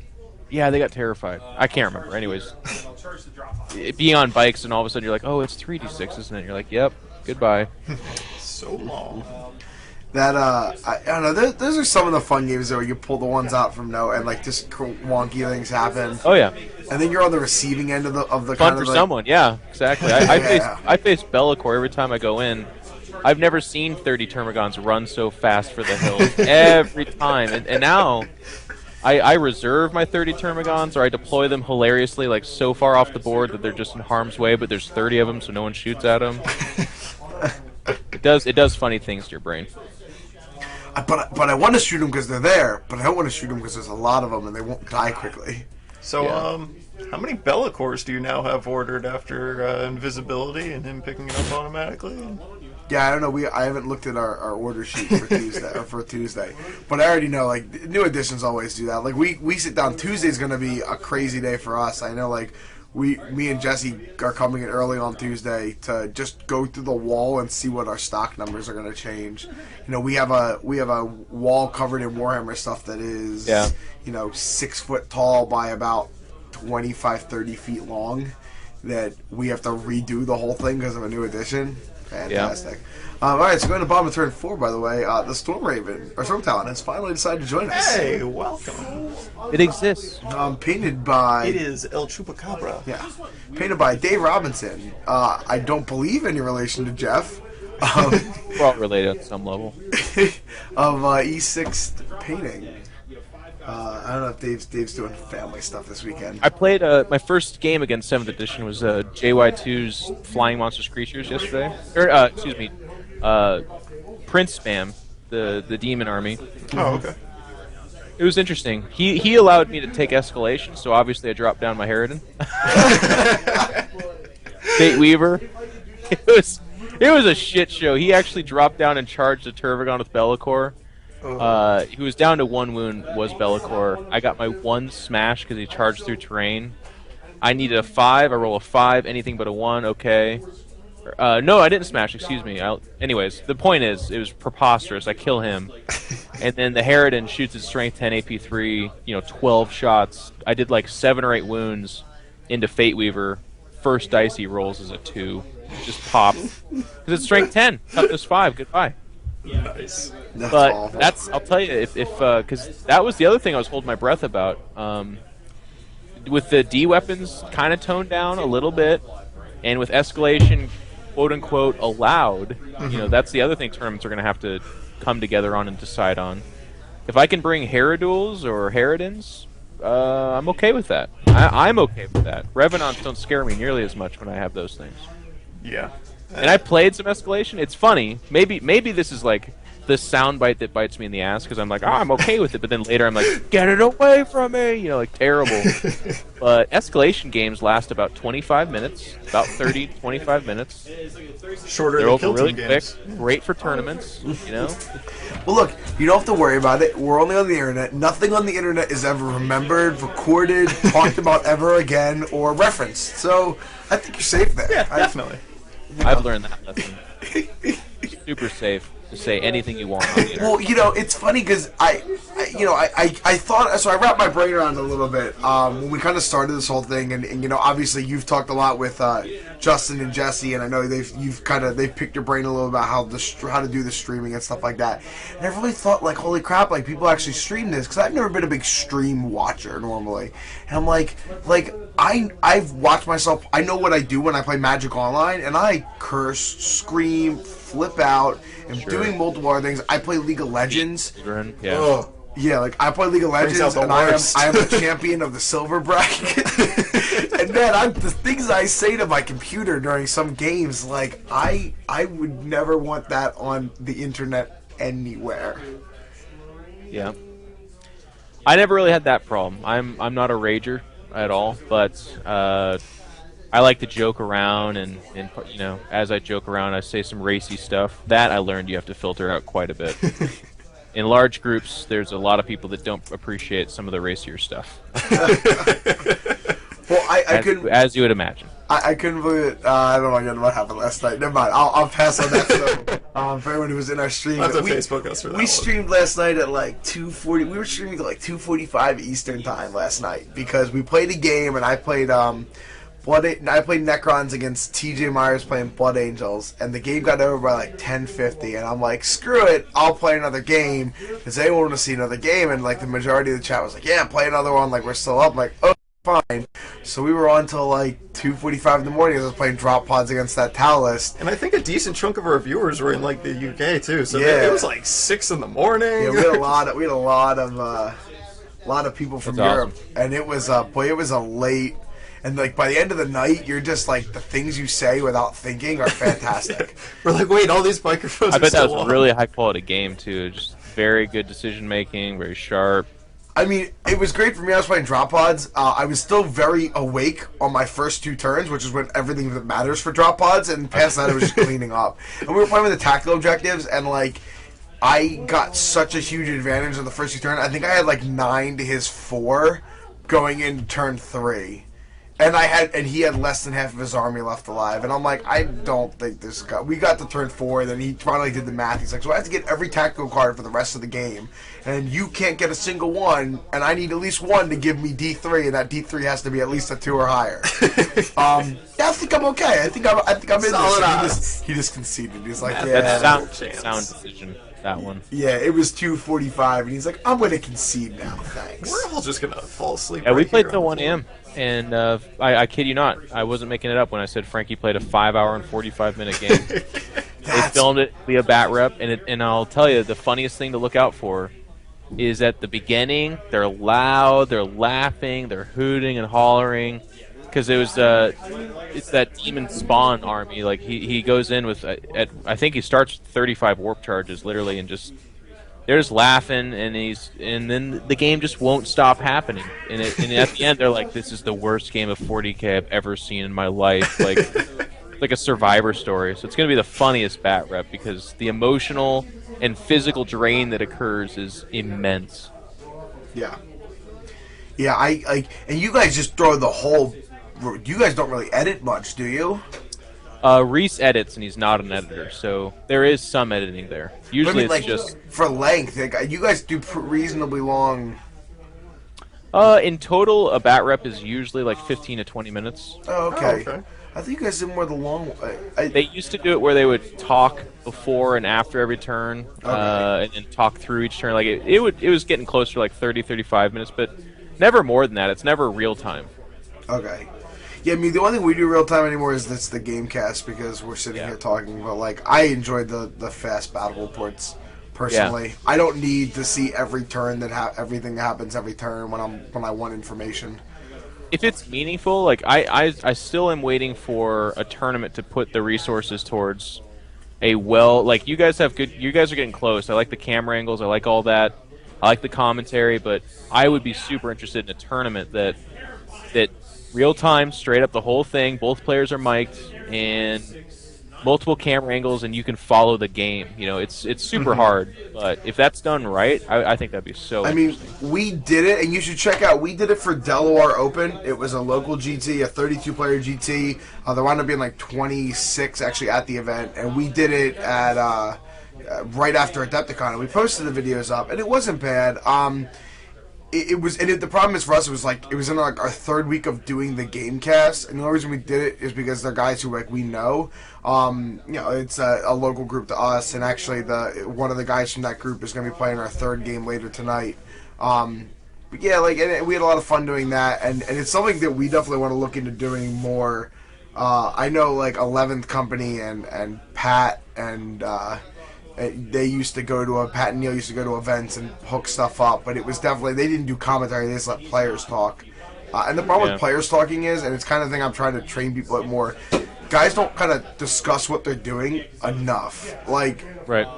You don't pick up on everything when 2 guys are just talking, because a lot of times they're pointing, they're referencing things that you can't hear. So it definitely needs to be a little bit... kind of a little bit modified. Yeah, we're only doing the top-down view also for the release weekend. It just became easier for us to not worry about, because normally we reposition cameras based on how the terrain is for the game, but with every game we're just going to move terrain around a little bit. We're like, we don't want to deal with the... I feel like to do it right, you'd have to arrest the game clock for the streamed match, the tournament one, and you film it just like this, but then in between turns you pull them in individually to talk about what they think's going on. Yeah. Then that would add that extra level of depth. Because otherwise, it's because I've watched you guys cast, and you guys do a great job. You know your stuff very well, but a lot of times, it's just like, I think he's doing this. I can't really tell because I don't hear him, and there's no pointing, there's no indicating, there's nothing. Yeah. And it's just a bunch of guesswork. And broadcasts are like 3.5 hours long. You run out of shit to say in 3.5 hours. So, yeah, I mean. We listen, we in the booth can hear what they're saying out there. We've had them muted a little bit because Jesse's just mostly rambling. As is one way the rambles of a madman. When he stops rambling, he's just screaming. Yeah. But yeah, normally we tend to let the players talk a little bit more. The problem is this game's a massacre, and Jesse's just talks a lot about random shit that has nothing to do with the game, and we figured we have you in here, and you're a lot more interesting than Jesse. Let's that's face it, a true. lot of what Jesse says probably shouldn't go on the internet. Yeah, that's a good point. Most of that should not be allowed legally anywhere. I don't want to get sued. The FCC might come after us, even though I don't think they can on Twitch. I don't think that's a thing, but they'll find a way with him. The rumors turn out to be true. But yeah, I definitely People agree. might- Getting players' thoughts. We do like interviews. We try to do. We have a set questionnaire we have players fill out before they start a game. Pretty much like, what's your basic strategy? But obviously, the game progresses, and you don't know those things. Like, Right. you know what the player wants to do. You know, as anyone who plays Warhammer, what you want to do on turn 1 is not what you're going to try to do on turn 3. Exactly. So, but no, it's definitely like we've have looked into trying to maybe take this show on the road a little bit. If we can refine it a little bit more, and tournaments are willing to and find the space for our setup. if we can find the space for it, we've definitely considered kind of taking it on the road and seeing what we can do at an actual event. And see if we can, see if it helps bring a little bit more notoriety to the game, a little more legitimacy. Obviously, like Magic has every event is streamed between either GG's Live or Star City now is their own thing they do. Like, Sounds like you just need to TO more, huh, Matt? I don't, yeah, I don't know. The TOing, I enjoy the planning end of it. Like from a business and engineering background, I love nitpicking and planning things down to the T. The day of operation means I have to rely on other people to successfully, you know, complete menial tasks, which of course is always the downfall of every good plan. Is the Jesse Newton who wants to fail something easily. Like Kodias, who's out there with a single wound and is about to be hunted. Yeah, I don't... Taking a risk at this point. This game has gotten, I think, a lot worse for Jesse here. That drop pod's going off that objective. Both the left 2 objectives are pretty much Justin's. He's just slowly choking the life out of these Grey Knights. I couldn't think of Wheels a will better come way. off. Yeah, I couldn't think of a better analogy, but it's definitely just slowly choking the life out of them. So, Well, guys, I actually have to hit the road, but thank you so much for having me on. It was a pleasure. no problem. Thank you. Jeff, we appreciate your time. We hope to look forward to some of these battle reports. Yeah, man. Thanks, guys, and have a great day. Yeah, me too. Let's see you. All right. Well, let's go in and we'll see if we can't listen in a little bit more. I'm going to go get an update from the players, see exactly Yeah, where we we'll stand listen at in. this Just point. have them update it. We'll let them listen in with the update. Except for these guys, and they ran. They did not run. They just went to ground. Yeah, they just went to ground. So. Yeah, you pass all your leadership checks. Yeah, I killed the Tervagon. Everything blew up. This gonna fly off. Then he decided to film no leadership checks, period. And so Synapse did like nothing. One unit went to ground, or 2 units went to ground. And Synapse did a whole bunch of nothing. Yep. So these guys will. These guys will move. It was That's a great question. We'll take a peek at the list real quick while they are recapping a little bit. I think we have it there. Aha, the list. So that's the Grey Knight. The Grey Knight is Cody has 5 or 6 Razorbacks with Cybolt ammo and Warrior Acolytes in each, 3 Dreads, which are like autocannons. Into the Marines for a Librarian, 2 10-man attack squads, which both Combat Squad and the Storm Talon. The nice thing about this list is it is all of the Psychic dice, because each Dreadnought and each Razorback adds 1 to the pool. Then looking at Cook, it's standard 2 Flyrants that we see a lot. The Tervagon, a lot of Termagants, Hive Cron, and then into Necrons, Justin really likes the idea of being able to bring some allies. So for some Voltaic staffs, there's Cryptex going to be able to, with the Haywire Cryptex going to be able to take out some vehicles, which shouldn't be bad. But, Honestly, the FMCs have been doing a lot of the heavy lifting here. I expected a little bit more out of the Necrons, but it seems like just the flying monsters are that's doing. us. Hey, that's We us. don't want to see us. Nobody wants to see my bald head. It's a good thing that this one there is no top-down view like when you're playing. Yeah, right. I was blinding people yesterday. All right, let's listen in a little bit more what the players have to say. Actually. I rolled 3, and I rolled trip 6s actually. Yeah. going up any levels so you can charge. No. No, I don't think I want to actually. Wait, hold on. How does it work for? You might want to. does it work for flaming in a ruins now? With the flame template, make sure your models are where they would get placed over. Yeah, that's true. All right, and I'll move up here. Yeah. I'll move up here just so I could possibly charge you, I guess. Yeah. I mean, like, isn't it? It's so stupid. It is really stupid. I mean, they should all die from this and that. So Psychic Phase. I don't think I have anything else to move. No, I don't think I do. These guys, can they move now because they become fearless, so they immediately stop being on the ground? Yeah. Yeah. All right, so I can move them. So I'm going to move those actually, just so I can get some more shots up on these guys up here.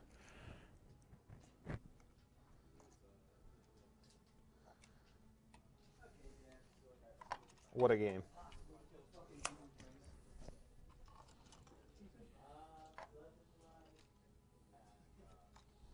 All right. Wow. Okay. So I think that's all I'm going to potentially get. Oh, I killed him. He's totally dead. All right. All right. For me. Yeah. All right. So I have two psychic dice and d6. 4. I have 4 psychic dice, and you still have like 600. 1, 2, 3, 4, 5, 6. Yep. Plus 2. Yep. 6 plus 2. You got it. 8 dice. Yep. 8 dice. So 8 dice. Yeah. I will try to throw Catalyst on him. Passes on 2. Passes on 2. Yep. Okay. Cool. Shooting. The Night Scythe will shoot into the guys down below. So, wow, that was really good. So, all right. 2, 4, 6, 7 on those guys. 1. Arc the guys. Kill your crone. Arc the Crone. No. Arc the other guys. No. Arc the Gaunts. Yes. Arc the Gaunts 4, 4. Strength 5. So 4 wounds. 4 up cover. 3 die. Book, book, book. That sucks. So much for being up a level, huh? Yeah. Right. Like you said, wacky ass game. Yeah. Wow. And I didn't even kill. I killed that one. Are you kidding me? All right. Actually, hold on. You forgot. You can vector strike. Oh no, you have to move your base. I'm thinking Helldrake, dude. No, I can't. No, you're right. I can't. So 3 flame template shots there. Yep. And 1 tentaclid, because why not? So 3 flame template shots. 2 wounds. Go ahead and take 2. 1 kills that guy. Tentaclid hits. Doesn't wound. All right. So I have 2 guys and 1 guy left. Oh my god. Shit. Fuck. All right. So the Hive Tyrant.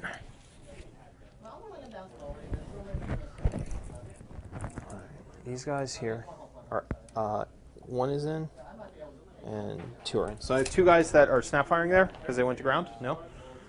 I have. He's out. So 2, 5, 6. I have 6 normal firing. 3 hits. 1 wound. 1 safe. Kills a guy. Right.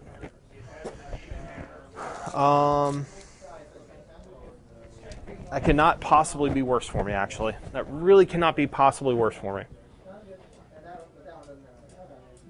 Wow. All right. It's insane. All right. He is going to shoot into.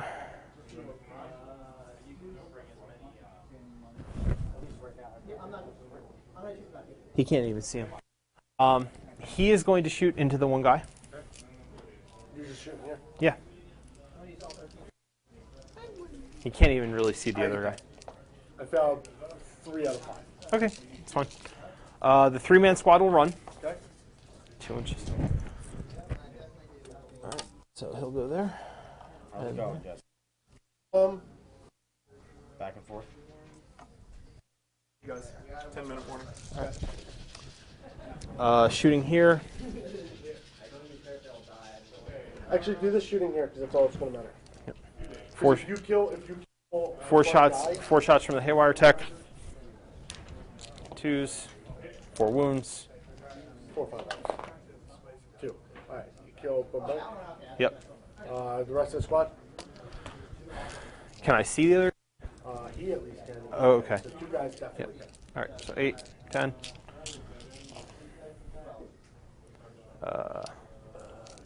Yeah, they go all set. Okay. 3 more. 3 more. He's dead. He's dead. All right, that's going to be it. So let's just do a quick thing here. I can break them off, possibly. Yep. I can't really break this unit, but I can take it from you. Or, like, not take it from you, but you know what I mean? Well, let me see if I kill your Warlord. Yeah, go ahead. Right. So, I mean, because that matters. He only has 1 wound left. So 4 shots from the Haywire Tech. 2 hits. 2 wounds. He's good. 3 shots from the Overlord. 3 hits. 3 wounds. Dead. Dead? Okay. So that gets me Warlord too. Yeah. Okay. So you'll have, because I can move up, contest, Yep. Break them off. break. So best case scenario, move up, contest, break them off. Yep. Well, there's only 3 gaunts there. Yep. This guy would automatically rally, right? No, this guy's dead. Oh, yeah, that's right. I shot him with a Hive Tyrant. Yeah, I shot him with a Hive Tyrant. So that guy would come down and charge. Ready? Here's if I can. All right, so if you break these guys off, right? I feel like you also break them by tank shocking them. Not outside of 3 inches. I'm going to try to tank shock them. Oh yeah, I know. Yeah. That's what I'm saying. Like you can tank shock them right now. All right. Yeah. So go ahead. So basically, start my turn. We're going to go ahead and Tank shot. tank shock. All right. Dangerous. Dangerous. Never mind. Stop. Okay, that's good. Bunk. Yep. Move him down. Yep. So he gets down 1 level. And I'm going to move 2 inches over this way. Okay. So I'm a little closer. Okay. Move him up. Yep. Him up. Yep. Actually, he's going to move out like this. Yep. So you're contesting here. Yeah. And Is there a window on that side? There's not.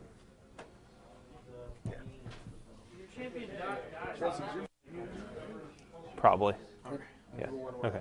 All right. You got that to move yet, and you have that 1 guy. So go ahead. Oh, he has to take a leadership. Oh yeah, that's true. He's good. Passes. Okay. He's going to stay. He'll go down. No, he won't. He's going to run. I'm just going to do it now. Okay. So I'll be within 3. All right. So we're contesting. This is basically going to Yeah. go. Where's this one? 18 the minimum. Yeah. So I can see the 3 gaunts. Yep. So this is what it's going to come down to. Yep. Actually, I don't think it's going to matter. Go ahead and do your shooting. Well, hold on. Hold on. I have to kill him, kill those 3 gaunts. You really only need to kill those 3 gaunts because you're holding it right now because that guy is objective secured. And I have to kill this whole unit. You have to kill that unit. Yes. Exactly. So shooting the 3 gaunts. Yep. I'll hit. Oh yeah, and then Other thing. No, you have to resolve those first. Yeah. So 3 wounds. 4, 5, 6 wounds. So runs 6. to 10 minutes. So just 6 total. 6 total saves. I make all but one of them. So that guy dies. Yeah. There's objective. no. For That's okay. Yeah. He's there. Are they still within 3 though? Yeah, I think Yeah, the they are. one. Actually, the only guy that could make it was the one guy that was like there. Yeah. Ow. Well, he doesn't matter right now, so let's get him out of the way. I can only see 2 gaunts. Is there a gaunt here? That's this wall. Is there a gaunt? Yeah, I on have this it. wall I have it section? by. I have. Yeah, there's one right here. There's Like one here. right, no, like No, right, there's- this one there here. is one- He's got it yeah. by like 3. He's got Yeah, it. no. there. Okay, are these the only 2 gaunts there? There are the only 2 gaunts there. Yeah. All right. Autocannon. Which Dread. one? This one. Okay. Okay. Good. Okay. 3. 3. All right. They're dead. Okay, now they're dead. This one into that unit. Okay. Going to ground doesn't hurt me for this, right? No. Okay. I will go to ground. 4. 4. I'm going to talk about Transcendent Catan. I now know. Made all 4. Okay. Okay. This one. Yep. And wound. Made all but 1. I'm going to look out, sir, because this guy is closest. Nope. Okay, so he sits down. Right. Not enough, is that enough for leaf? No. No. So I'm going to see if he up. stands up. He does not. I will attempt to charge with. Okay, this I'll one. overwatch. Yep. Go ahead. Go roll my dice. Nope. No, 1 inch. That's it. All right, that's it, yeah. Because I have that. Yep. If I could have charged in here and broke them, then Yeah. I have that. You have that one. We tied that one, and I have this one. Oh, charge distances. -2. -2 is rough, yeah. Oh, and I I have should line have actually breaker. shot this one. Yeah. Go ahead and recap the number. I have line breaker as well. Yeah, you do for the one guy. That's true. Yeah, I should have actually shot this one at the gaunts and then And this try one to at the charge. Do you want to do that? See if. Well, okay. Let's see if you made it. You made it. 6.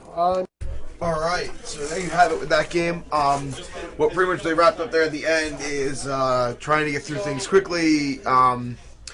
He needed to charge one of those one of the dreads, as you heard him talking about. He rolled a 3 and charged 1 inch, which he needed to charge 3 inches to get it. So there you go, new charge system's mattering. He needed 3 inches. He rolled a 1 to 2. As long as the other die was not a 1, he would have made it by the old charge. Definitely. So, guys, we appreciate you hanging with us. We are going to start up with some interviews here. Up if we can get a hold of him. Andrew Gagno, future Team ETC captain, is going to be in and talk to us a little bit about Astro Guarda Militarum and how they're doing with the new edition. Then we're going to have some more interviews. 8 o'clock, we're going to be back in for another game. We're going to have FMC Demons against Seer Council. Good stuff. So, a big list that we've been talking about a lot and kind of on the cutting, one of the big... It's the big psychic battle that everybody has been talking about. Yeah, so we're going to have to see it. And we'll, so join us back there at 8. Also, stay tuned for some interviews. We'll be back in a moment.